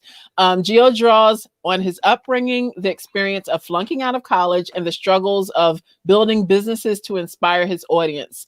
It was because he could not finish his degree that Gio found his way into entrepreneurship and motivational speaking. After struggling to deal with the failure of being a college flunk out, he decided to shift his mindset from fixed, where he felt unprepared, unprivileged, and overwhelmed, to a growth mindset where instead he felt empowered and equipped and determined. It was this mindset shift that enabled Gio to become a successful business owner, author, and first-generation college student advocate. Now Gio shares his mindset shifting techniques with students, organizations, and individuals all over the country who wish to maximize their potential. And actually, let me get your contact information up there so people can see how to connect with you. Geo Yes, Dixon ma'am. Speaks is his website if you want to get one of those shirts if you don't win. And then on social media, you can contact him via at Geo Dixon Speaks. So I will let you take it away and have a good time. Phoenix, thank you so much. You have no idea what you mean to me as a person. So I can't even like attest to just from walking onto a college campus as a 17-year-old kid and having no idea, and it being the experience that it was for me in terms of changing my life, and how instrumental people like you, Dr. Sherilyn Rush, Bob Meadle, all of those people who gave me that support and encouragement and really let me know that I was capable of being a college student, despite all of the adversities that come along with being a first-gen student. I'm forever indebted. It is a debt I will never be able to pay, and I thank you so much for having me on here today. It is truly an honor. I'm excited because you excited. So, all right, I will let you get to it then. All right, thank you. So, good morning, everybody. We're approaching afternoon. To all the people to all the students out there, I want to first congratulate you guys on picking a college and signing. As a first generation student myself, going to college was the most monumental journey in my life. Just from being an inner city kid, living in North Philly my entire life, to being exposed to a whole different world, meeting people who had different ideas. It was the best thing that ever happened to me, honestly. And all of my relationships are from college.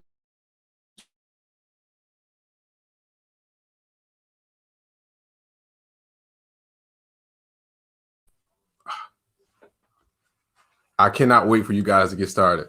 To give you guys just a little history about me, as Phoenix stated, unfortunately, I wasn't able to complete college.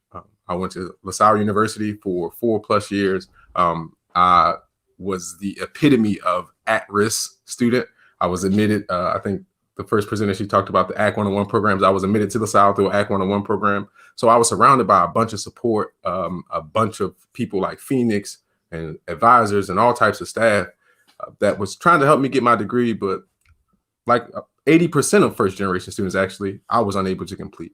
And that experience in itself shaped me in so many ways, because there's so many things about being the first in your family to go to college that, I invested in myself. So I believe that my family was so proud. I was so happy to go to college and to go get a degree. I was trying to become the first in my family to become financially stable, and all of these just dreams and desires that were invested in me were kind of crushed. And I was like, all right, well, what do I need to do to figure it out? And for a while I was stuck. I was lost. I was hurt from the experiences of being in college. I wound up describing my experience as unprepared, unprivileged, and overwhelmed. And if you would have asked me right after college, that's what I would have told you. That's why I didn't graduate. I'd have told you that's how I felt about myself. And it wasn't until I came across this research by Dr. Carol Dweck, and she identifies these mindsets. One mindset is fixed, and that mindset, you think that intelligence is, natural, God-given. You feel like everything that you have is what you have, and you can't get no better at it. If you got it, you got it. If you don't, you don't. And in the growth mindset, you believe that hard work and dedication is the most important asset for you to accomplish your dreams. And I immediately realized that I was identifying in the fixed mindset. My feelings of being unprepared, unprivileged, and overwhelmed were strictly from my mindset. So at times when I was on the college campus and I felt unprepared, it was purely from my mindset of shifting, of thinking in a place that I was supposed to already have a certain amount of intelligence. And there was a fear that came in with that mindset. And I associate the fixed mindset with the fear-based mindset, in terms of, it was a fear that I wasn't good enough, I wasn't smart enough, I didn't know, and all of these different things that influenced my experience. So at times when I felt unprivileged, right? And, it'll be times on college campus where you may feel like people around you have things that you don't have, that you may not necessarily have. Like, it was times where it It was a girl told me her dad had a plane and she was upset that she had to fly first class because the plane was down and my dad was getting his car repossessed. And there were times where I would feel overwhelmed with just all of the cultural experiences. I'm, in a predominantly white institution. I'm being around different cultures for the first time. I'm having to meet with my professor for the first time. I'm dealing with life back home. My mom is sick. I have a job. I still got chores at home. And there was times I would feel overwhelmed. And I realized that all of those feelings were based on my mindset, right? So Dr. Carol Dweck, when introduced to the growth mindset, I decided to shift. And that shift in mindset allowed me to shift those feelings of being unprepared, unprivileged, and overwhelmed to feelings of being empowered, equipped, and determined. And so that's why I'm here today. As you embark on this journey towards your college degree, my goal is to get you to fully embrace the growth mindset. I want to ask you a question, right? Are you fortunate because you have everything you need, or are you unfortunate because you don't have everything you want? Your answer to that question will determine whether you have a fixed mindset or a growth mindset, right? Now, I want you to remember another thing. Your mentality determines your reality. So, by the end of this presentation, I hope you can realize that embracing the growth mindset will allow you to overcome all of the obstacles and adversities and difficulties that come along with college. Every presenter here has spoke truth about just, I think the first presenter was talking about our cognitive abilities and how we use only 10% of our brains. The second presenter, I can't remember names right now. That's not a skill I have practiced yet to get too good at. The second presenter talked about just some of the similar techniques of how to, maximize your strength. And the third presenter was just talking about the time skill. All of that was so true, and it's skills. But there's a vital part to where your mentality and your mindset will have vital influence on your success. So to not go too long, I'm gonna give you the three things that I did to shift my mindset from fixed to growth, and I hope this can help you. Right. So the first thing that you need to do to shift your mindset or to identify with the growth mindset is you need to identify your fears. Throughout my entire experience in college, my feelings of unprepared when I was in a classroom and I wouldn't raise my hand because I didn't know what the professor was talking about. That was a fear-based feeling. The times where I was struggling and I wouldn't go tell people like Phoenix who dedicate their entire lives to helping people like me graduate college when I was struggling with a course, or when I was, thinking about changing my majors, but I was suffering in silence. I was operating in fear. So fear, the first thing you need to do is you need to identify your fears. As you embark on this journey towards your college degree, your fear is going to be your number one inhibitor. Fear is going to make you think about everything you don't have instead of realizing everything that you do have that's going to help you to get what you want. So on this journey, step number one, identify your fears and realize that fear is false. Unless fear is related to danger of your life, unless you are going to die, fear is only a stress-induced thing that's really not that good for us. So if you are in a classroom next semester and you feel like you don't know an answer, raise it. If you feel like you're going to be embarrassed by needing some counseling or something like that, go do it. Every time you feel fear and it's not related to death-related activities, I need you to push through it, because your fear is going to be the thing that holds you back, because it's your mentality determines your reality, right?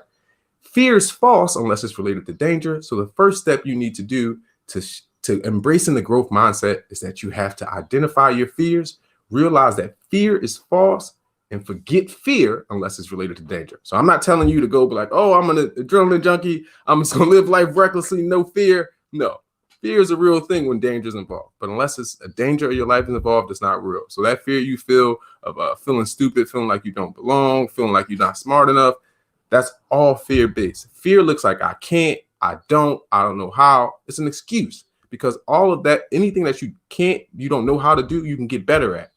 And that takes me to the second part. The second step that you have to take is you have to commit to a growth through it mentality. Fear, false evidence appearing real. Exactly. So the second part that you have to do is you have to commit to the growth through it mentality. Every presenter here has tried to emphasize that college is a struggle, right? I wish I could tell you that it's going to be easy, that like it's going to be a breeze. You're going to get up there and all of the like pathways are going to open, but that's not true. It's not. College is fun. It's an amazing experience, but it's a challenge, and it's a good challenge because in life, I'll tell you as an adult, you got two options. You can either struggle to survive, and that means you struggle to maintain your life as the status quo, as your bare minimum self, or you can struggle to thrive. That means you struggle to be the best version of yourself every day, that you try to get the utmost of yourself. Strength only comes through struggle, though. So if you don't want to grow, you're never going to try to do anything that's hard. And that's why you have to commit to the growth through it mentality, because you know that this journey is going to come with its own set of obstacles, its own set of difficulties, and its own set of adversities that are geared just towards you. But with the right mentality, not thinking in fear, and committed to growing, everything you go through, every experience in life will be a lesson for you to learn and adapt so that you can become your best self. Commit to the growth through it mentality. The third thing that you must do to embrace the growth mentality, the growth through it mentality, the growth mindset, is that you got to take full control of your I am. One of the saddest things I ever did during my time as a college student was I let somebody tell me what I was. So those feelings of being unprepared, unprivileged, or overwhelmed were feelings that were projected onto me. I remember one of my first experiences on a college campus was a professor told me that because I was coming from a public school, that because my SAT scores wasn't, exemplary, that I couldn't major in the major that I had chosen. And to a certain degree, he was right. But he wasn't right because there are people that come from my same situations that go on and to accomplish what I was trying to accomplish. But the difference between them and me was that they controlled their I am. And throughout this journey, your I am is going to be your most precious thing today. And I haven't even asked you guys to do anything, but I challenge you to write down, I am that. And whatever you are aspiring to be or graduate after you are done college. So I am that doctor. I am that lawyer. I am that whatever you are expecting to be from college. Write that down and take claim of that today. Because nobody can tell you who you are or what you are.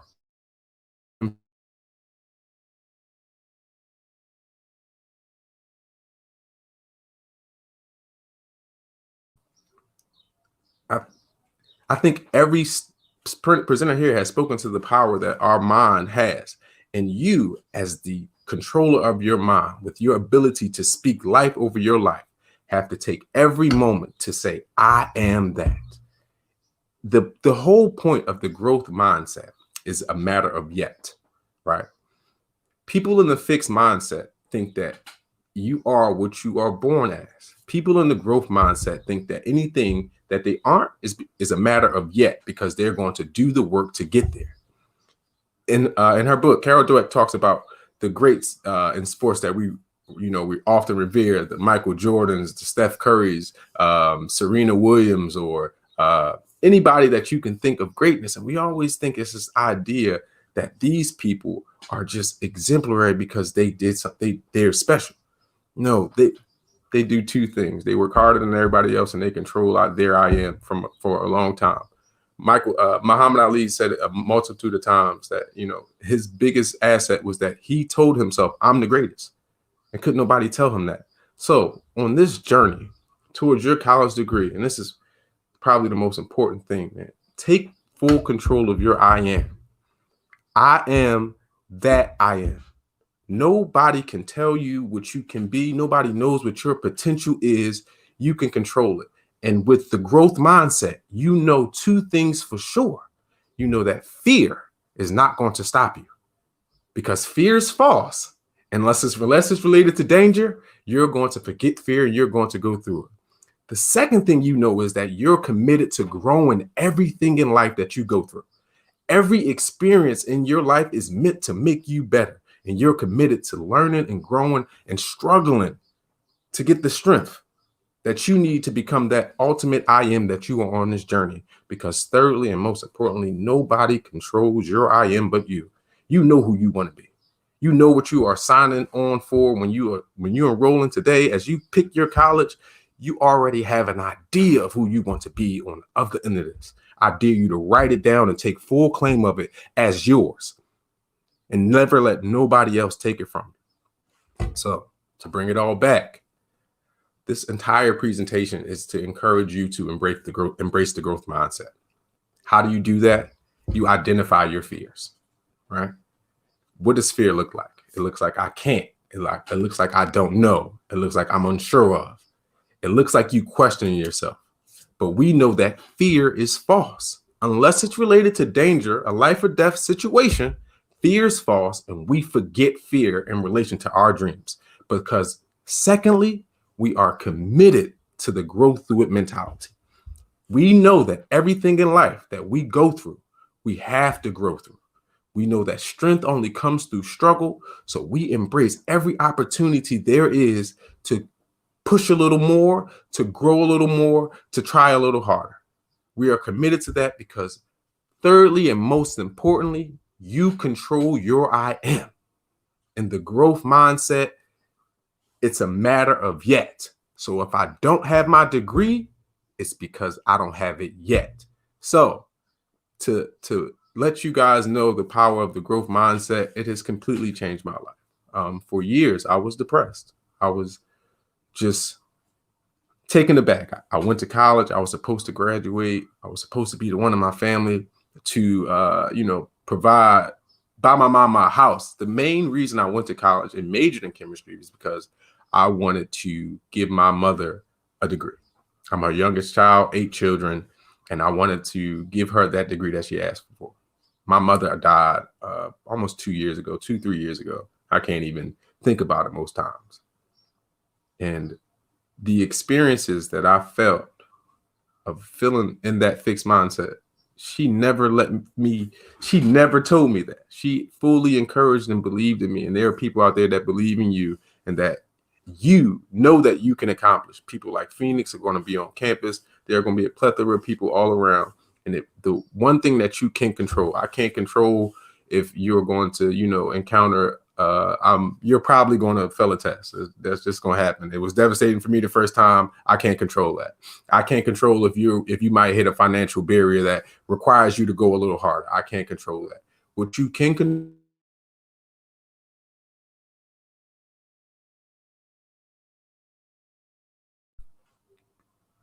to truly embrace the growth mindset is the only mindset because it will completely unlock all of your potential. After shifting my mindset, I'm back in school. If I don't have my degree, it's a matter of yet. It's coronavirus, so I took a year off. My dad died last year.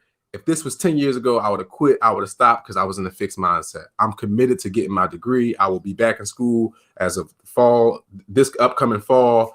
Like Phoenix mentioned, I've launched multiple businesses. And this has all been in a matter of years of shifting my mindset from fixed to growth. So I challenge you guys as you are embarking on this journey towards a college degree to fully embrace the growth mindset. Nobody can tell you what you can be. Nobody can stop you from accomplishing your dreams. It might be hard, but with the right mindset, anything is possible. Wow. Just wow. Gia, wow. Like it was so much in there.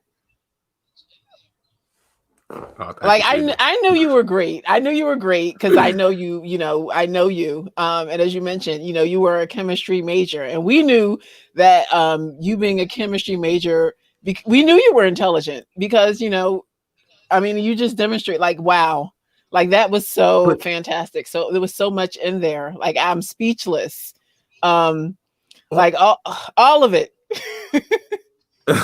Well, to that point, Phoenix, to the students, that support, right? That fixed mindset, it comes from a little bit of that. And I didn't really get to go into that, but I was a little cocky. I thought I was smart.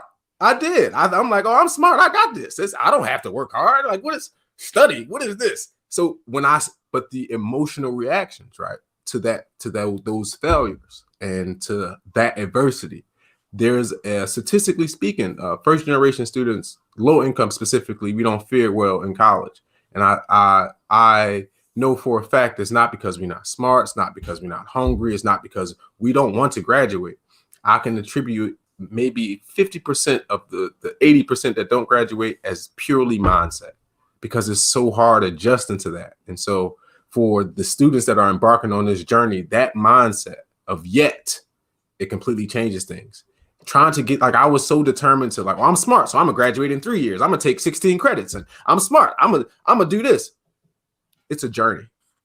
It is a journey, like, to a destination, and that power of I am, of claiming who you are, gives you just a little bit more confidence, a little bit more patience with getting there. You know you're gonna get there because I'm gonna grow to that point. I may not be there, but it's a matter of yet. And that mindset shift completely changed my life in terms of just everything I want to accomplish, who I want to be as a person. And I feel like if as a student, right, that little shift, I would have been even more of an amazing student, because I would have been willing to do the work that came along with.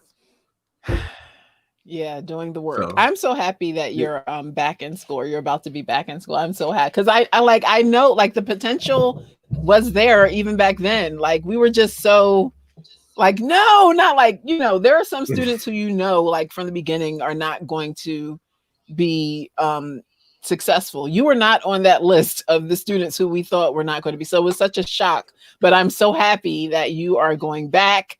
I'm very excited for you. Let me know still. Like you said, there are people on campus who are rooting for you and fighting for you and will do anything that's possible. Even after you've graduated, I'm still there.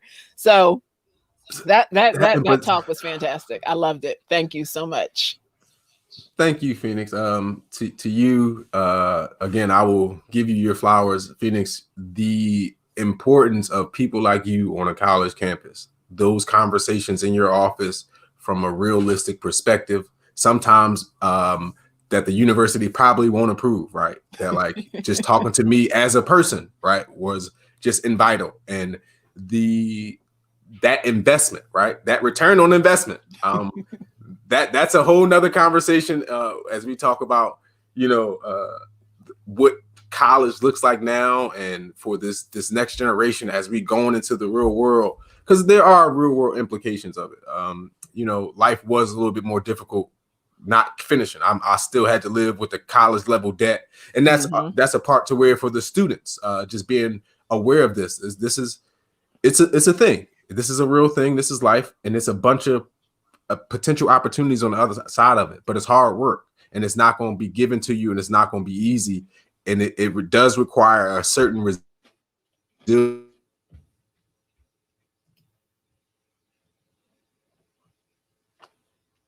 Is important. So again, thank you, Gia, for if you weren't sure before you heard him speak and you didn't write it down, his website and his Instagram and social media handles, I'm putting it up for you, because if you heard him talk, I'm sure you want to connect with him. So his website is Geo Dixon Speaks. If you have a group that you need him to talk to, definitely, as he just demonstrated, he is definitely, he knows what he's talking about. And definitely follow him. Like I said, we'll be giving away the first gen shirts. So if you have, if you want to mention in the comments, let me know. And thank you again. We have our next speaker who is, I guess, ready and waiting to, who wants to follow that? But I know Angela is ready and up for the challenge. We got it, Angela. So thank you again, Gio. Thank you. Hello, Angela. Hello. I'm laughing at myself here because I feel like a student. I'm like, okay, where do I sign up? I need to go back to college. This has been amazing. Yes, it has. Yes, it has. Like, I am like here just like, oh, loving it all up. So I have my notes on stickies. So I'm laughing because I feel like y'all are calling me out. Like, as I'm writing on my sticky, he's like, some of you take notes on stickies. I'm like, can he see me? I got my strengths. I did that up because she talked about, I was like, ooh, I should look those up. So yeah, I'm like, this is awesome. This summit is, and for those of you who are not watching live, put hashtag replay in the chat. You can still participate in the giveaway. We'll do that for 24 hours. And Carol is just so impressed with all that is going on. She has volunteered to donate some coaching for one of the, as a giveaway. So, you know, that if you were there for that strength session, if you are interested in learning more about strengths and development and all of that, you know, fantastic. Definitely. Like I said, we'll be picking from social media, hashtag signing day summit, and also in the comments. So if you're not commenting, if you're not liking, if you're not sharing this with those of your friends, family who you think will benefit, definitely do so. Because like I said, this summit is thebomb.com. I know I'm old, but thebomb.com. This summit is fantastic. So thank you, Angela, for agreeing to talk to the students today. I am going to read your bio and then I'm going to let you talk. Did you have any slides that you wanted to share? I did, but it's not letting me pull it up. So we can do without slides. It's totally fine. I don't know why it's not. I maybe know. If I stop, can you? Maybe. Well, it's not giving me the option other than sharing my screen, and it'll give me a picture in picture. So it's all good. It is all good. We will let me read your bio and you can keep trying for at least another minute. All right. So here we go. So Angela's 3 favorite words, as I know, are coffee, conversation, and collaboration. She has been training and developing leaders and their teams with the DISC tool for over 20 years and in the corporate and direct sales arena. She has a bachelor's in science with certifications in both leadership development and personality studies, very important, along with hands-on management experience that gets results and fast. So Angela, I don't know if it, I see it, so we're going to put it up. Yay, we just needed that extra time. So we are good to go. So yay, I'm excited to hear this presentation as well. Awesome. Well, thank you all. I was super excited to be here. I feel like I said, I feel like a student here and taking my notes on my stickies. And I have to share before I get started, I love the Gallup assessment. I love Strength Finders. I am an assessment junkie and I am personally certified in DISC.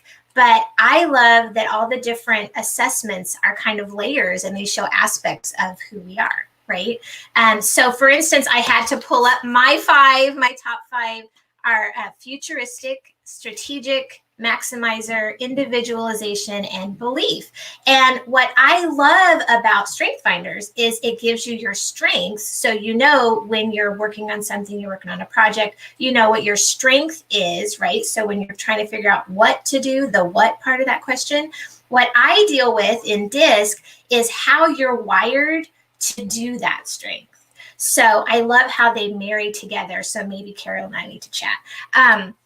But again, collaboration. Today I want to talk to you about leadership though, because this may be the first time in your life that you're going to have to be your own leader.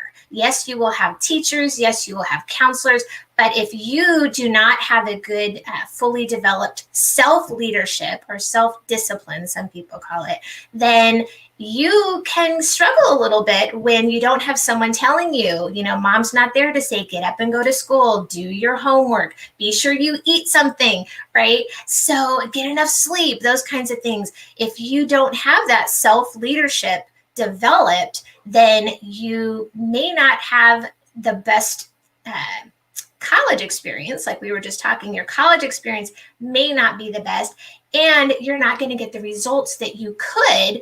And later might look back and think, man, I sure wish I would have done that differently. I wish I would have had someone tell me how I could maximize my time, still have a great experience, right? Some of us need to have the fun experience. We're going to talk about that. Some of us need to be quiet and study time, and we're going to talk about that. But first, we need to know who we are, right? So you get another layer of assessment here with me, because everything I do goes through DISC. I can't help myself. Everything I do is through the filter of personalities.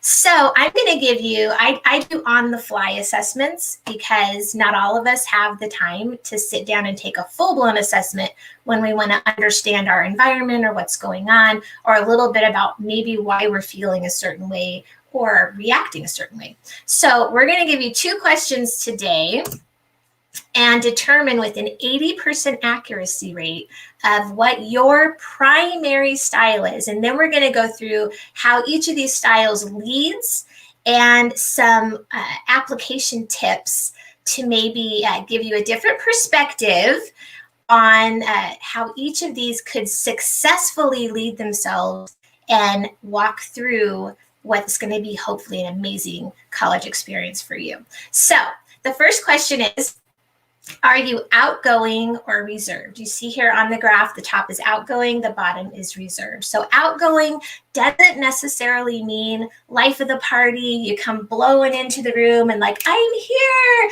That could be, but it doesn't mean that when in the question I'm asking. I'm asking, are you more likely to move towards something? Are you fast-paced? Do you talk fast, walk fast, act fast, think fast, make fast decisions? Do you jump in and figure it out as you go? That's an outgoing personality. A reserved personality, for our purposes today, reserved personalities would be the opposite, right? They are a little slower paced. They need some time to process. They may talk slower, softer. Their movements are either none or very slow and steady movements, right? So you can actually see when you're looking at people, you can see usually or get a feeling of energy from an outgoing person or a reserved person, right?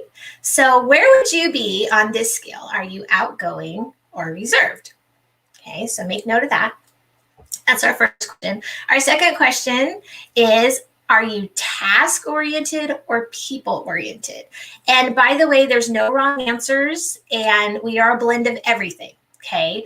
Much like Carol was saying, we are all, it's understanding yourself. It's not about labeling and putting you in a hole. It's understanding yourself, right? And understanding how you're wired. So task versus people. Task individuals, they are concerned with the things. So they ask questions like, what are we doing and why?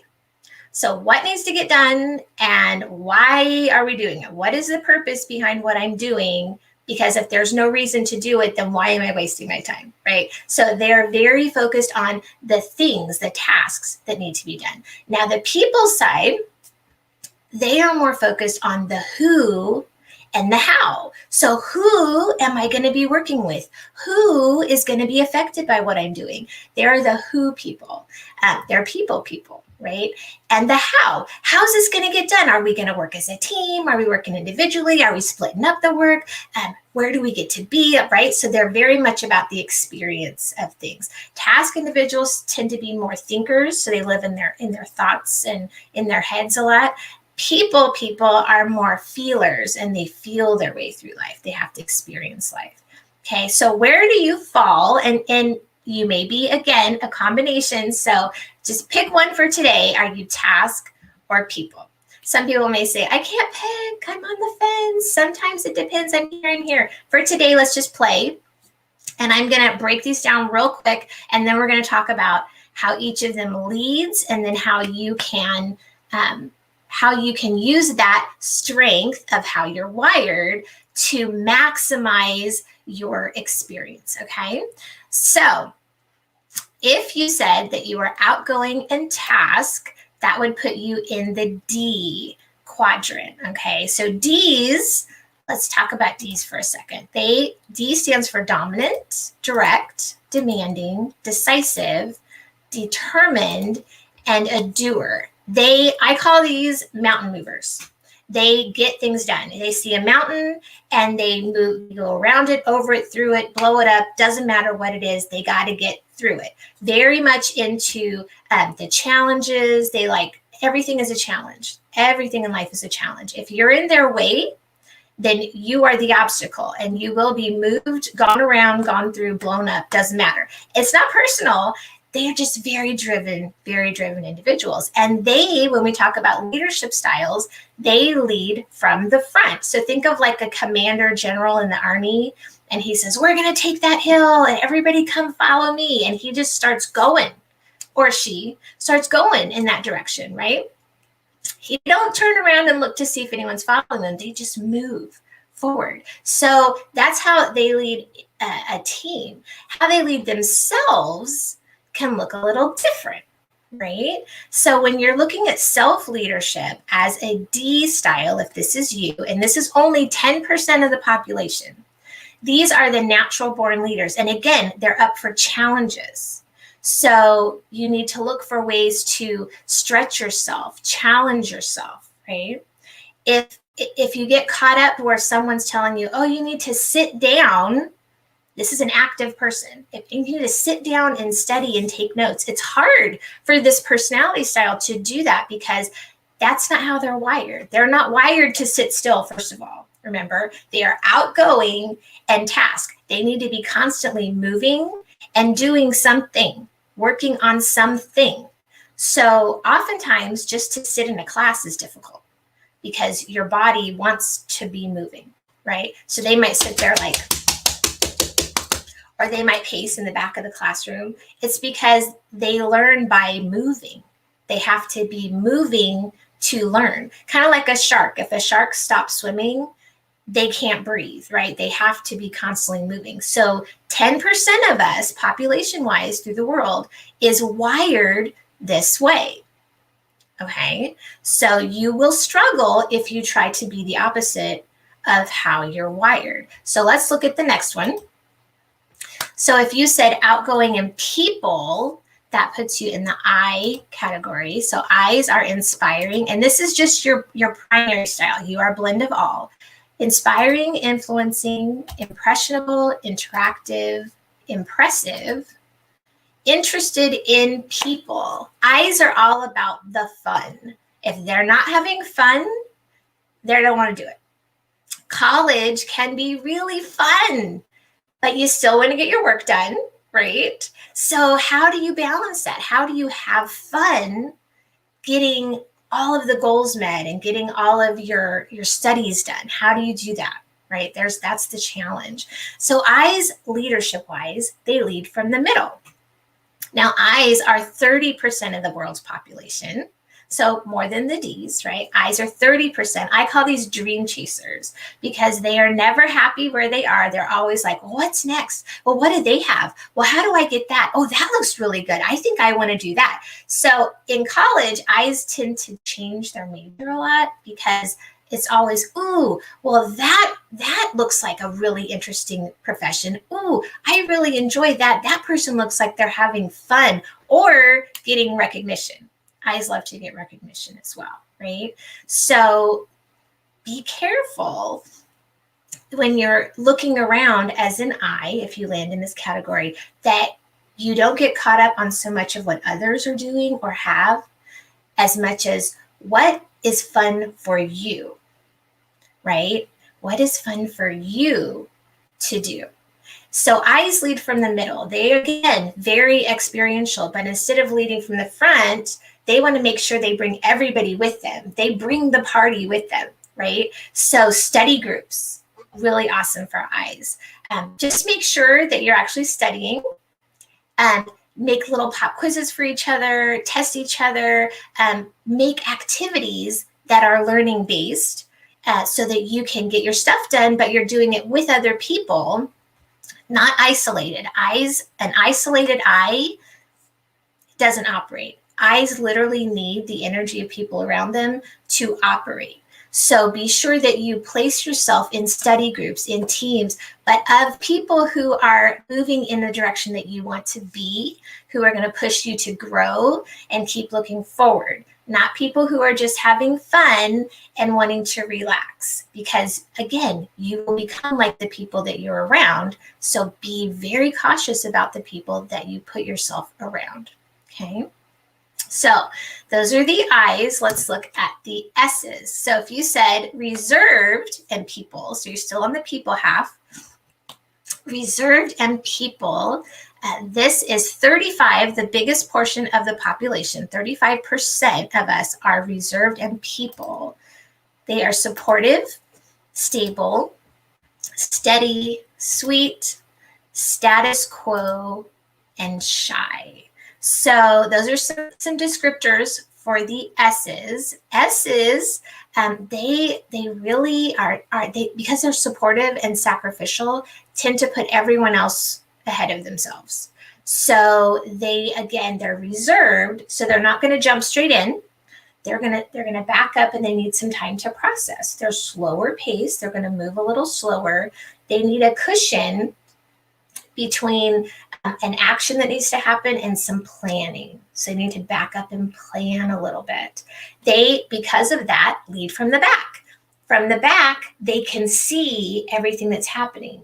From the back, they can pull in people who maybe have fallen off or strayed off a little bit, or maybe got left behind by the leader who ran ahead, right? So they can kind of include people and pull people into their circle, but they're happiest being at the back. So they're kind of safe distance from the frontline action, and they can see everything coming at them, so they can have plenty of time to plan. So planning and having a strategy is very, very important for S's, okay? Because their strategy is their safety.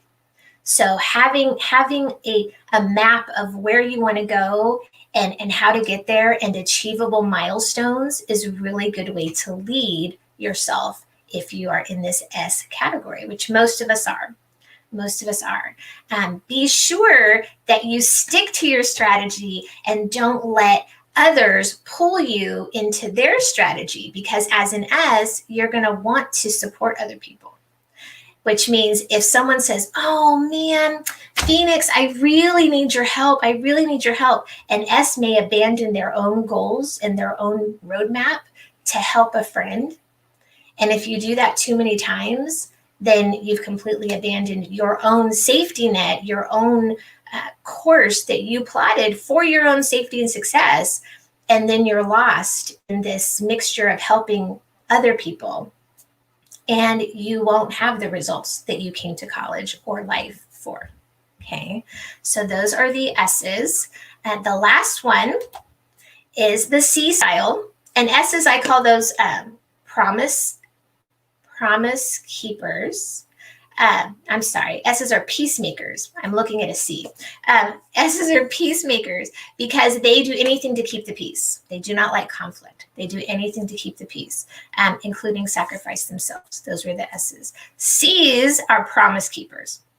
C's are promise keepers. They are 25% of the population. So that's reserved and task. This is the most naturally introverted of all of us. They like to be alone. They thrive in a solitary space because they do not want input from others. They want to do their own research, come up to their own conclusions, and other people's thoughts and activity around them actually distracts them from what they're trying to do. So C stands for cautious, calculating, competent, conscientious, contemplative, and careful.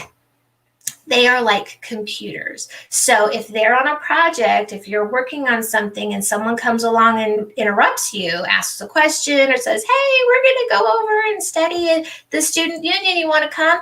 And they've been in the middle of a thought process, right? They're very systematic, like a computer. They literally, like a computer, will stop and blink at you like a computer.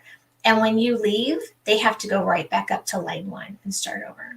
So they can get very frustrated with too much input. So if this is you, a great self-leadership, they lead from the side like a coach, like walks the sidelines, right? So you can see the action, but not get involved in the action. You can make small tweaks, but keep the process flowing forward and not get not become an obstacle by stepping in. So C's are very much about process and having time to have their own thoughts and come to their own conclusions. So having a system, having processes, making a plan and sticking to it, making sure that your study time and your work time, or even social time, sometimes we need time to just sit and process and think.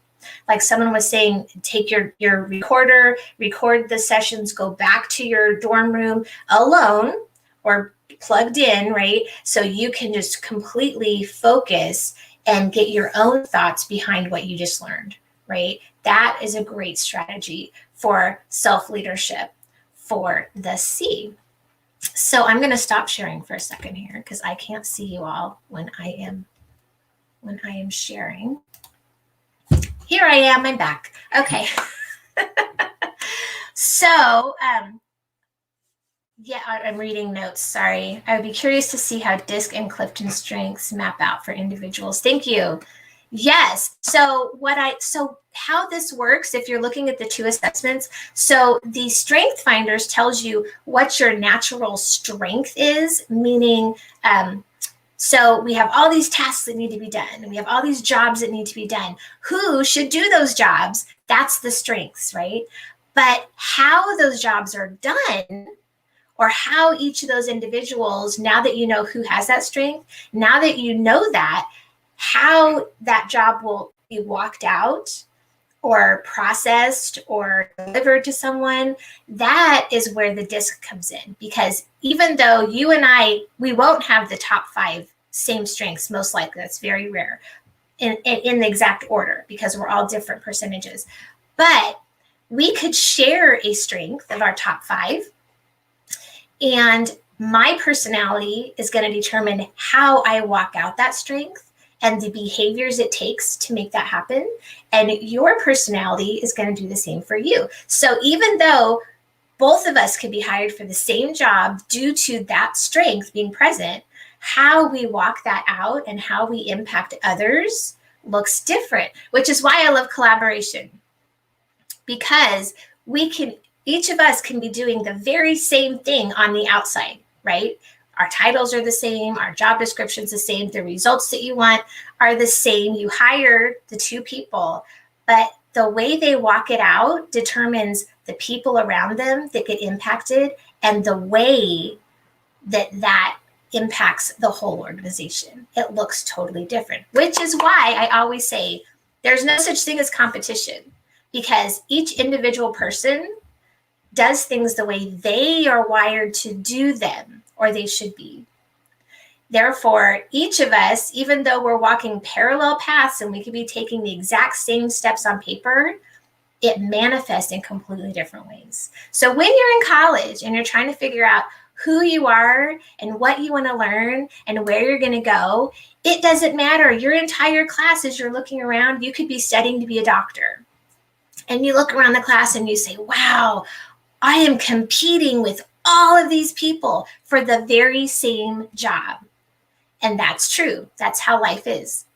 But when you're true to yourself and you stay true to who you are, then you could be in a room full of people fighting for the very same role. But guess what? Only you can walk it out the way you can walk it out.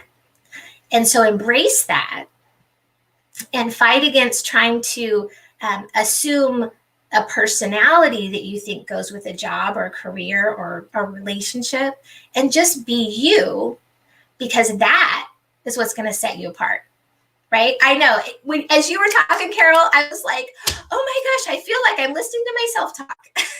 I even use the same examples. Engineers are a great example. I get with engineers. They come to me, they've gone through their college, they've paid for all, it's engineers make a lot of money because guess what? It costs a lot of money to be an engineer. So they get all the way through and they're so excited they're about to graduate, or they just graduated, or they're struggling with actually working their job, because daily working and the studies that it takes in the mind, you think this is the career, what it looks like, the day-to-day is what you need to look at. So I talk to engineers who are frustrated because they say, I love the classes. I love the idea. I love the paycheck, right? I love the title, but that's not why I got into engineering. And I'm like, why'd you get into engineering? Oh, because I want to help people. Because I love working with people. Well, guess what? The day-to-day life of an engineer is very quiet, and you're working by yourself. Unless you have a meeting or you're reporting out on a project, you are working alone most of the time in most engineering fields. So people like Carol and myself can help you go, okay, either maybe we need to look at different career paths for you based on the life you're building, not the title, not the paycheck, not the whatever you think it is, the life you're building. What is your daily life going to look like? What do you want out of life? Who are you? Where do you thrive? Where are your skills? Where are your strengths, right? And help you get there. If you already are there, oh my goodness, what do you do? I've already spent all this money to get here in time and effort. Well, then we can help you find a sector of your field that does more reflect how you enjoy to be and put your skills really to work, right? So that you love what you do and you excel at it, and it's like breathing because it's who you are. That's what the beauty of assessments are, and coaches who use them to the level that we do, because we truly can help you apply it and walk it out. And the faster you learn these things about yourself, the more successful and satisfying your life will be, no matter what you're doing, right? You can even find joy in the things that you don't enjoy because you understand why you're not enjoying them, and you can adapt yourself for the moment, not permanently, but for the moment, so you can be successful. I think I'm out of time. How am I doing on time, Phoenix? You saw me eating. I can't see anyone but myself, so I'm like, No, you're actually good. The next speaker is here, but yeah, I thank you so much, Angela, for all of that. I think one of the best things, not to toot my own horn, but one of the best things about this summit is that it encompasses so many there are so many parts of being successful in college that people are not aware of. And I think this summit has touched on, I've had speakers talking about many of the different aspects in order to be successful in college. And what you are talking about, knowing yourself, understanding how you relate and can work with and collaborate with other people, using quick assessments to, and we've talked about this before because you've been on the podcast before, to figure out how you can relate to other people, whether it be your professors, whether it be your roommate. All of that is so important because people like Carol and I, who are actually in the higher education field, know that, many people think it's just the academics, just to get the good grades, just all of that. But all of that, figuring out if you're in the right major, like you were just talking about, making sure that you have the time management skills, making sure your mindset is in order. All of that is so important in order to be successful in college, which is also why Carol and I are like just frustrated when people are just posting pictures like, yes, I'm in. And we're like, yeah, you're in, but there's still more work to do. So that is one of the reasons why I did this summit. It is living very much up to my expectations. So thank you so much for sharing all of that. The DISC tool, the strengths tool, all of those are great ways for you to better understand who you are and what you want from college and what you want from life. So thank you for that, Angela. And those slides, if you were not doing screenshots of those slides, you should have been, but luckily this will be recorded so you can go back and take notes if you were not able to do so. So thank you so much, Angela. I'm going to bring Jay on. Thank you. Jay! Oh, you're in for a treat.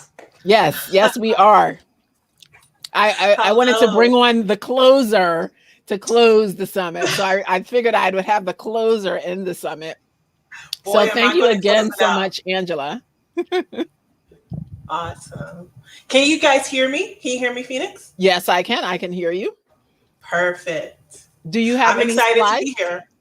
I do not have slides because I figured I would take it back to college old school, before PowerPoint, like where we actually put pen to paper, because we have gotten so comfortable with snapping pictures that in business, when you're in the boardroom, when you're about making money, when you're in front of customers, it's about learning to take the proper notes. So I'm here to bring it back old school. Let's take some notes today. All right. Well, get your pens and papers out because, like I said, we have the closer on. And I did have Jay on my podcast, and she had so many good gems that she was sharing, good knowledge bombs that she was sharing for everybody. So make sure you get your pens out or get your camera ready to take. Well, you can take a picture. Oh, yeah, I forgot to do that. I wanted to take pictures of everybody, but I can do that virtually. That's okay. But let me read your bio, and then I will let you get started. So Janae is a Janae Walker. I know her full name. Janae Walker is a personal growth coach and development speaker, coach, and trainer. Jay comes with over 17 years of sales experience in the education, medical, and advertising industries. Jay is also the Chief Inspiration Officer at the Success Group Incorporated and a former college instructor and president. Jay hopes to inspire students to be the absolute best versions of themselves when they enter college. Jay is a devoted Christian, loves connecting with others, and currently resides in Coral Springs, Florida. And I'm going to add, she is the closer. So she is the final speaker for the summit. So don't leave after she's gone. We're still going to talk about more details about the giveaways and how you can enter. So don't go away after we've done. Definitely put your questions in the chat. Put your comments in the chat. Definitely like, share, subscribe to my YouTube channel if you're watching on YouTube for sure. And I am so excited to hear your presentation, Jay. So I will stop talking and I will let you get started. Absolutely. First off, I just want to say thank you to Phoenix for allowing me to come and to share some nuggets with you guys today. I'm going to be talking about how to win in college. And as you guys know, the best way to win, or usually the only way to win, is to generally keep scoring, which is attacking small goals until you accomplish the bigger goal. But before I do that, we had some great speakers I happened to be on, and everyone is so aligned with the message. And I really love the information on the growth mindset because that's where I came from. That's actually where I come from now. I wanted to share with you guys a little bit of my emotional journey as it relates to where I am now and how I got here, because a lot of people will listen to that bio that Phoenix so eloquently read, or they'll look at a certain appearance about a person and they'll say, oh, that person is so accomplished, that person is so successful. And what they begin to do is they begin to create a gap between where they are right now and where they actually see themselves, or having the ability to get to where their dreams are possible. And I just want to take everyone back to where I came from. You know, I am a college graduate. I do have a master's degree. I have 18 years of sales experience now. I need to update my bio. And I have worked in a multitude of industries, and I've been successful in a lot of industries. And I'm going to put the successful in air quotes, right?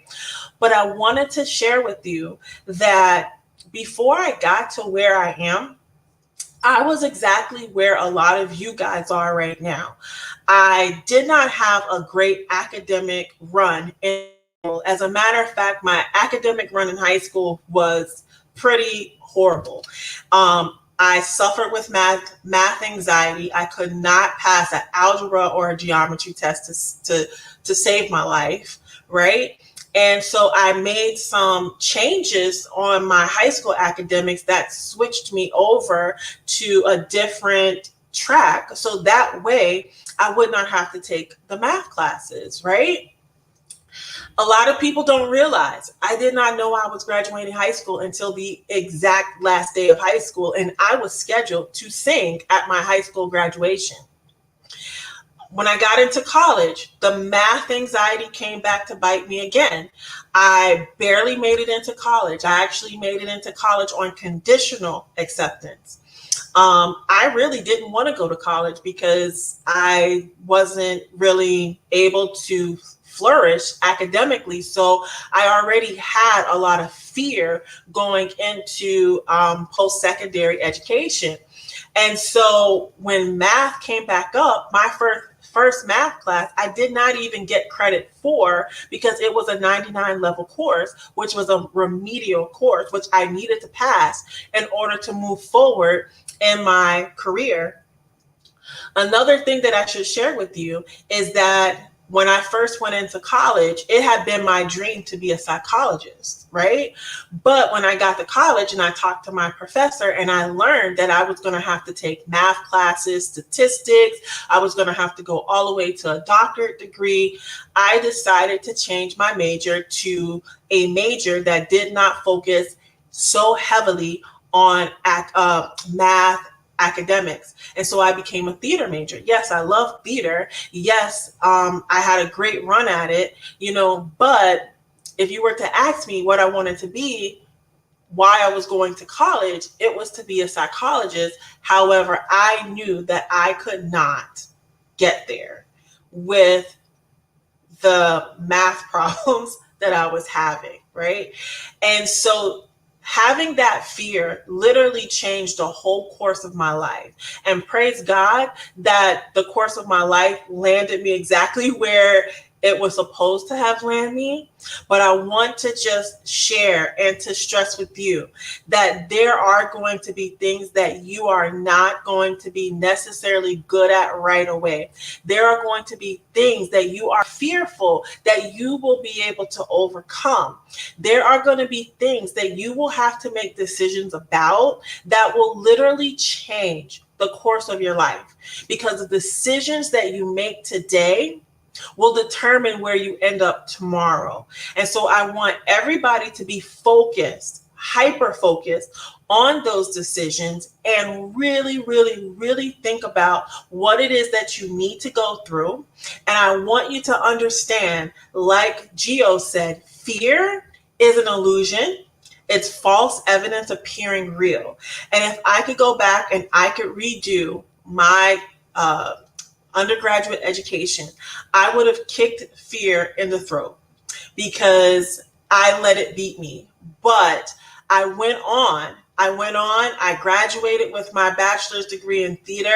My mom told me I needed to go back to school. I was fortunate enough to get into an MBA program.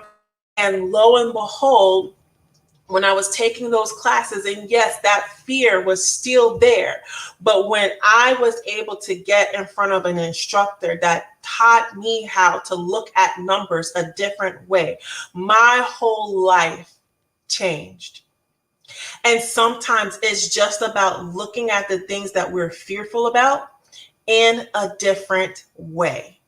If we want to win, we have got to score at these little things that try to hold us back from living our dreams. I went on to graduate with my MBA and I started my sales career directly afterwards. And sales is directly related to numbers. I can read reports. I can understand figures. I can do everything that surrounds math to this day because it was a different way of looking at it. And so that is what I want to teach you guys today.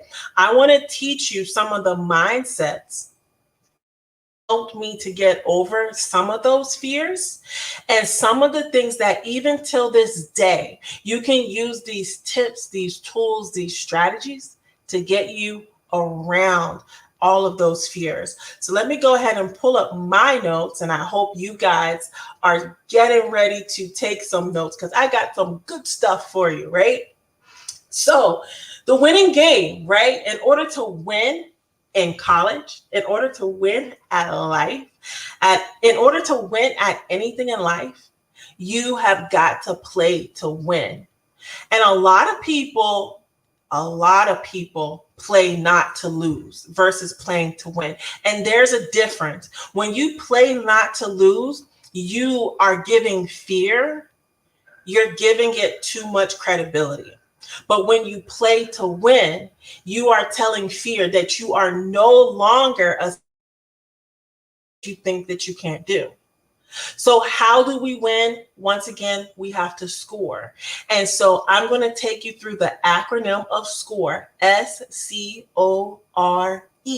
How do we score to win? So when we talk about S, right? S stands for show up. You have got to show up. You cannot win if you forfeit. You cannot win if you stay in bed. You cannot win if you are not at the game. And here's some statistics. 80% of the battle is showing up, right? So you can get through most things. You can get through 80% of things if you just show up. But here's the sad part of it, that most people will quit. And we see this, right? We see this every year as it relates to New Year's resolutions. Have any of you ever made New Year's resolutions, right? So we see, let's just take the gym, for example. A lot of people in January, they decided they're going to finally get their beach body together. And so they go to the gym. January, the gym is packed. You can't even get a parking spot. All the treadmills are full. I mean, the gym is literally packed. But if I was to go to the gym right now, do you think I would see half the people that I saw in January? No, it's because most people give up and most people quit. And I'm letting you know that if you show up, you automatically put yourself in the higher percentile because most people do give up. Don't you be one of those people that gives up. Okay? So C stands for being consistent. Now, consistency means doing little things every single day. If that means reading 10 pages of your book, if that means writing a little bit of your paper, even if that means networking with 2 to 3 people on college campus, maybe outside of your circle, be consistent and be intentional about what it is that you have to do. Here's the bottom line.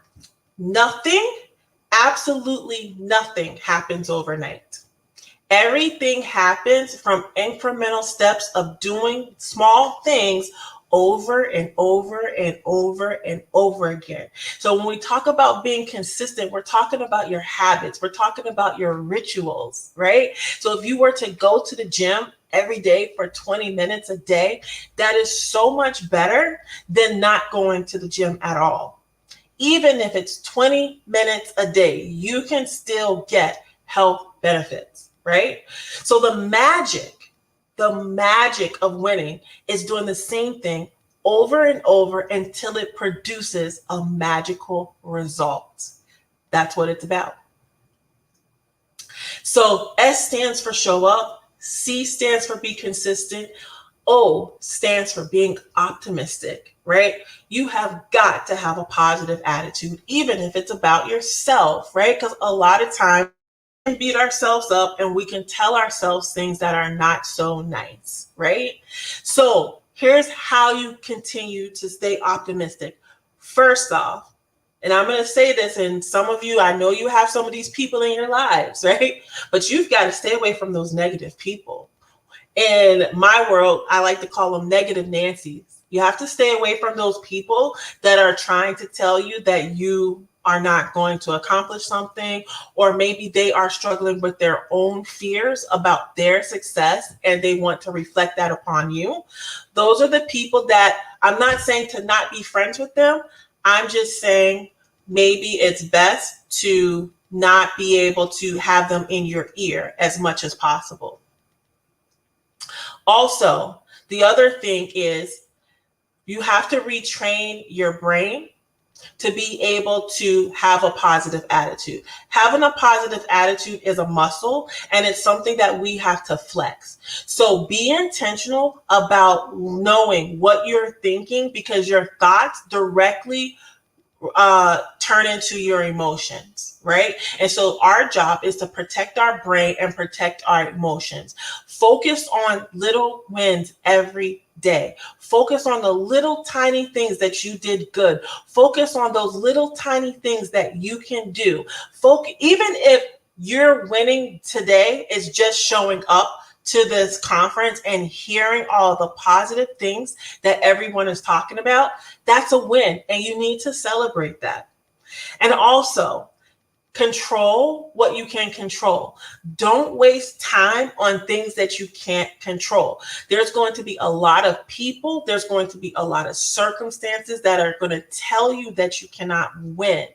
Lots of people won't like us or you for no reason. They're going to have bad days, but you have got to persevere and you have got to constantly have that positive attitude. So surround yourself always with positive people and with people who get and have what you are trying to get. So if you don't have a mentor, if you don't have a coach, I think a lot of you are going to be in college and you're going to have career coaches and you're going to have awesome professors. Surround yourself by them. Teach yourself to network with your professors and your career coaches as much as possible. Those are the people that are going to be able to help you maintain that positive attitude, even when you're faced with difficult times. So that was O. O was being optimistic. R means being resilient. Let me just tell you, college is one of those things, like one of the speakers said, college is hard. It is not a walk in the park. You're going to have to take some classes that, maybe you will struggle with. You're going to take some classes that maybe you're not going to get A's in all the time. So you have got to be prepared to not do as well all the time, but still show up, right? So being resilient means even when you're faced with not doing well, you are still showing up, right? Most people who win, and if you look in history, most people who have won a lot, it's because they keep showing up and they refuse to take no for an answer. Like if you look at Abraham Lincoln, he was one of this country's greatest presidents, a lot of people say. But a lot of people don't realize that he lost every single election before he won presidency. The other guy, Albert Einstein, when he made the light bulb, he tried so many different times to get the light bulb to be made. However, he lost, or he did not win until the very end. I think a lot of people say he tried almost 999 times, and it was that one time, right? So can you imagine not getting something for 999 times and then finally getting it? What if he would have stopped at 500? At the 500 loss, right?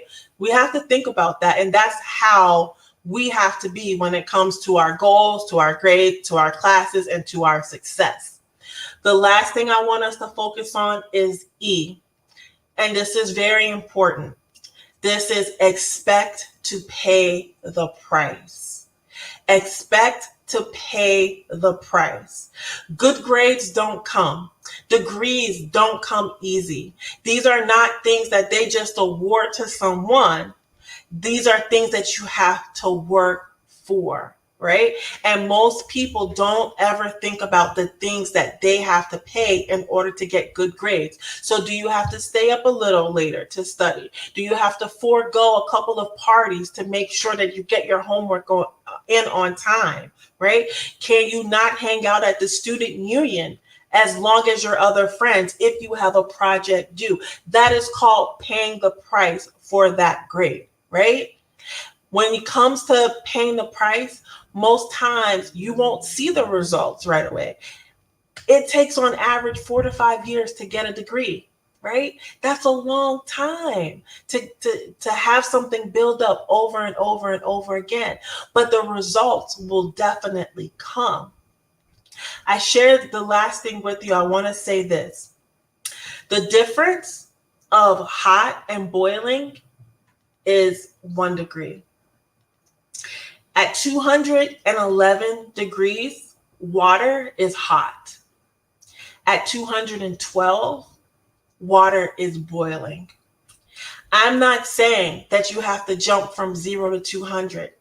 All I'm saying is that you just have to show up and give that extra 1%, that extra degree. to have that grit, to have that know-how, to have that win, to have that attitude. That's what it's going to take for you to win at college. That's what it's going to take for you to be successful. So remember, in order to win, you have to be able to score. In order to score, you have to show up. You have to be consistent. You have to be optimistic, resilient, and you have to know the price and be willing to pay the price. That's it. That's all I have. Thank you all so much for allowing me to speak to you today. As I told you before, the closer, ladies and gentlemen. And I apologize. I was trying to get your slide up and it jumped. But because you were a professional, you did not lose stride. You kept going, ignored it all. So thank you so much for that. Nope, I kept seeing it in the corner of my eye, and I'm like, "Is that my cue?" But I was like, "Listen, they're going to get this information today." I did not have your information on when I read your bio, so I wanted to make sure people had it if they would like to connect with you. So it's just your name, although it is spelled very specifically. So I wanted to make sure it was up on the screen so people, if they're interested in connecting with you online, Janae Walker, that is her Instagram. What else? Facebook, and my website is janewalker.com. Everything is my first name, last name, because I just couldn't get any more creative than how my mom spelled my name. So I kept it as simple as possible. So there she is. So like I said, so many aspects or so many parts of being successful in college. My speakers today covered, and goals. As let's see, where's that comment below? The lack of goals, lack of why you're there, lack of having a purpose, lack of working towards something. That is one of the reasons that students do not succeed in college. So thank you for all of those. S, the C, the O, the R, the E, all of that. She gave you a specific outline strategy for what you need to do in order to be successful in college. So thank you for that, Jay. I am going to, I don't see any questions in either of the three screens that I am looking at, and any of the screens that I am looking at. But like I said, I am going to talk a bit more about the giveaways. So Jay, if you want to stay on in the green room, as we're going to call it, Okay. then I will have you in the green room. And as I talk, if you have any questions, if you have any comments, if you, like I said, definitely like, share. We're going to do the giveaway for 24 hours because I know it's Saturday and many students are maybe celebrating college signing day already with photo shoots, who knows, in their houses or doing other things. And it's just 1 o'clock. My son actually maybe just got up an hour ago. So I know we like to sleep late on the weekends, and we started the summit at 10 a.m. So we're going to give it 24 hours. So I will pick the winner for the summit tomorrow, for the giveaways tomorrow. But let me go through what specifically we are giving away, because we had some additions to the giveaways. So I just added a few more components on that. So let me just go over all that we had today. And as a part of this giveaway, you can put on Instagram or on Facebook, #SigningDaySummit. That way I know you're entering the giveaway on Instagram or on Facebook. So we had the start off with Dr. Slaughter talking about study techniques for academic success. We talked about leveraging your strengths. Carol talked about leveraging your strengths for college success. We had Dr. Green talking about how to maximize your education. Then we had first generation student. I'm also a first generation student. Geo Dixon talking about the power of mindset, dropping all of those tools for how to overcome fear in your mindset, having a growth mindset in order to be successful in college. We talked to Angela about the importance of self-discipline and self-leadership, understanding yourself and how you work with people. And then we ended it off with the closer, talking about how to win in college, setting goals, going through those specific things so that you can win in college and have a plan to win in college. So we talked about all of those things. So if you want to share a comment or a lesson learned or one of the best strategies that you gained from all of the different speakers during this summit, like I said, use hashtag #SignADaySummit. If you were taking screenshots, feel free to repost the screenshots because, like I said, all the slides and presenters were fantastic. All right, so there are going to be several giveaways. And actually, let me see. I think I wanted to go to a different slide. All right, so one of the giveaways is going to be the First Gen shirt, the First Gen Forever shirt. And we have two of these, First Gen Forever shirt, and also the Make Your Next Semester Your Best Semester book that it just went out last month, or yeah, we're in May, just went out last month. And it's a strategy workshop. It's not a book that you actually read. It's a book that you actually take action on. It'll give you some strategies and some tools and some things that you need to do before the semester begins. So you can start working on it now. And then it's some tools and some strategies and some resources that you can use during the semester. They talk about making sure you're in the right major. It talks about setting goals, as we were talking about. It's talking about reflecting on best practices that you have learned from your previous academic experience, talking about building your network, building your support team. It's a lot of information in this workbook, and also the shirt. So we have 2 giveaway winners who are going to win that.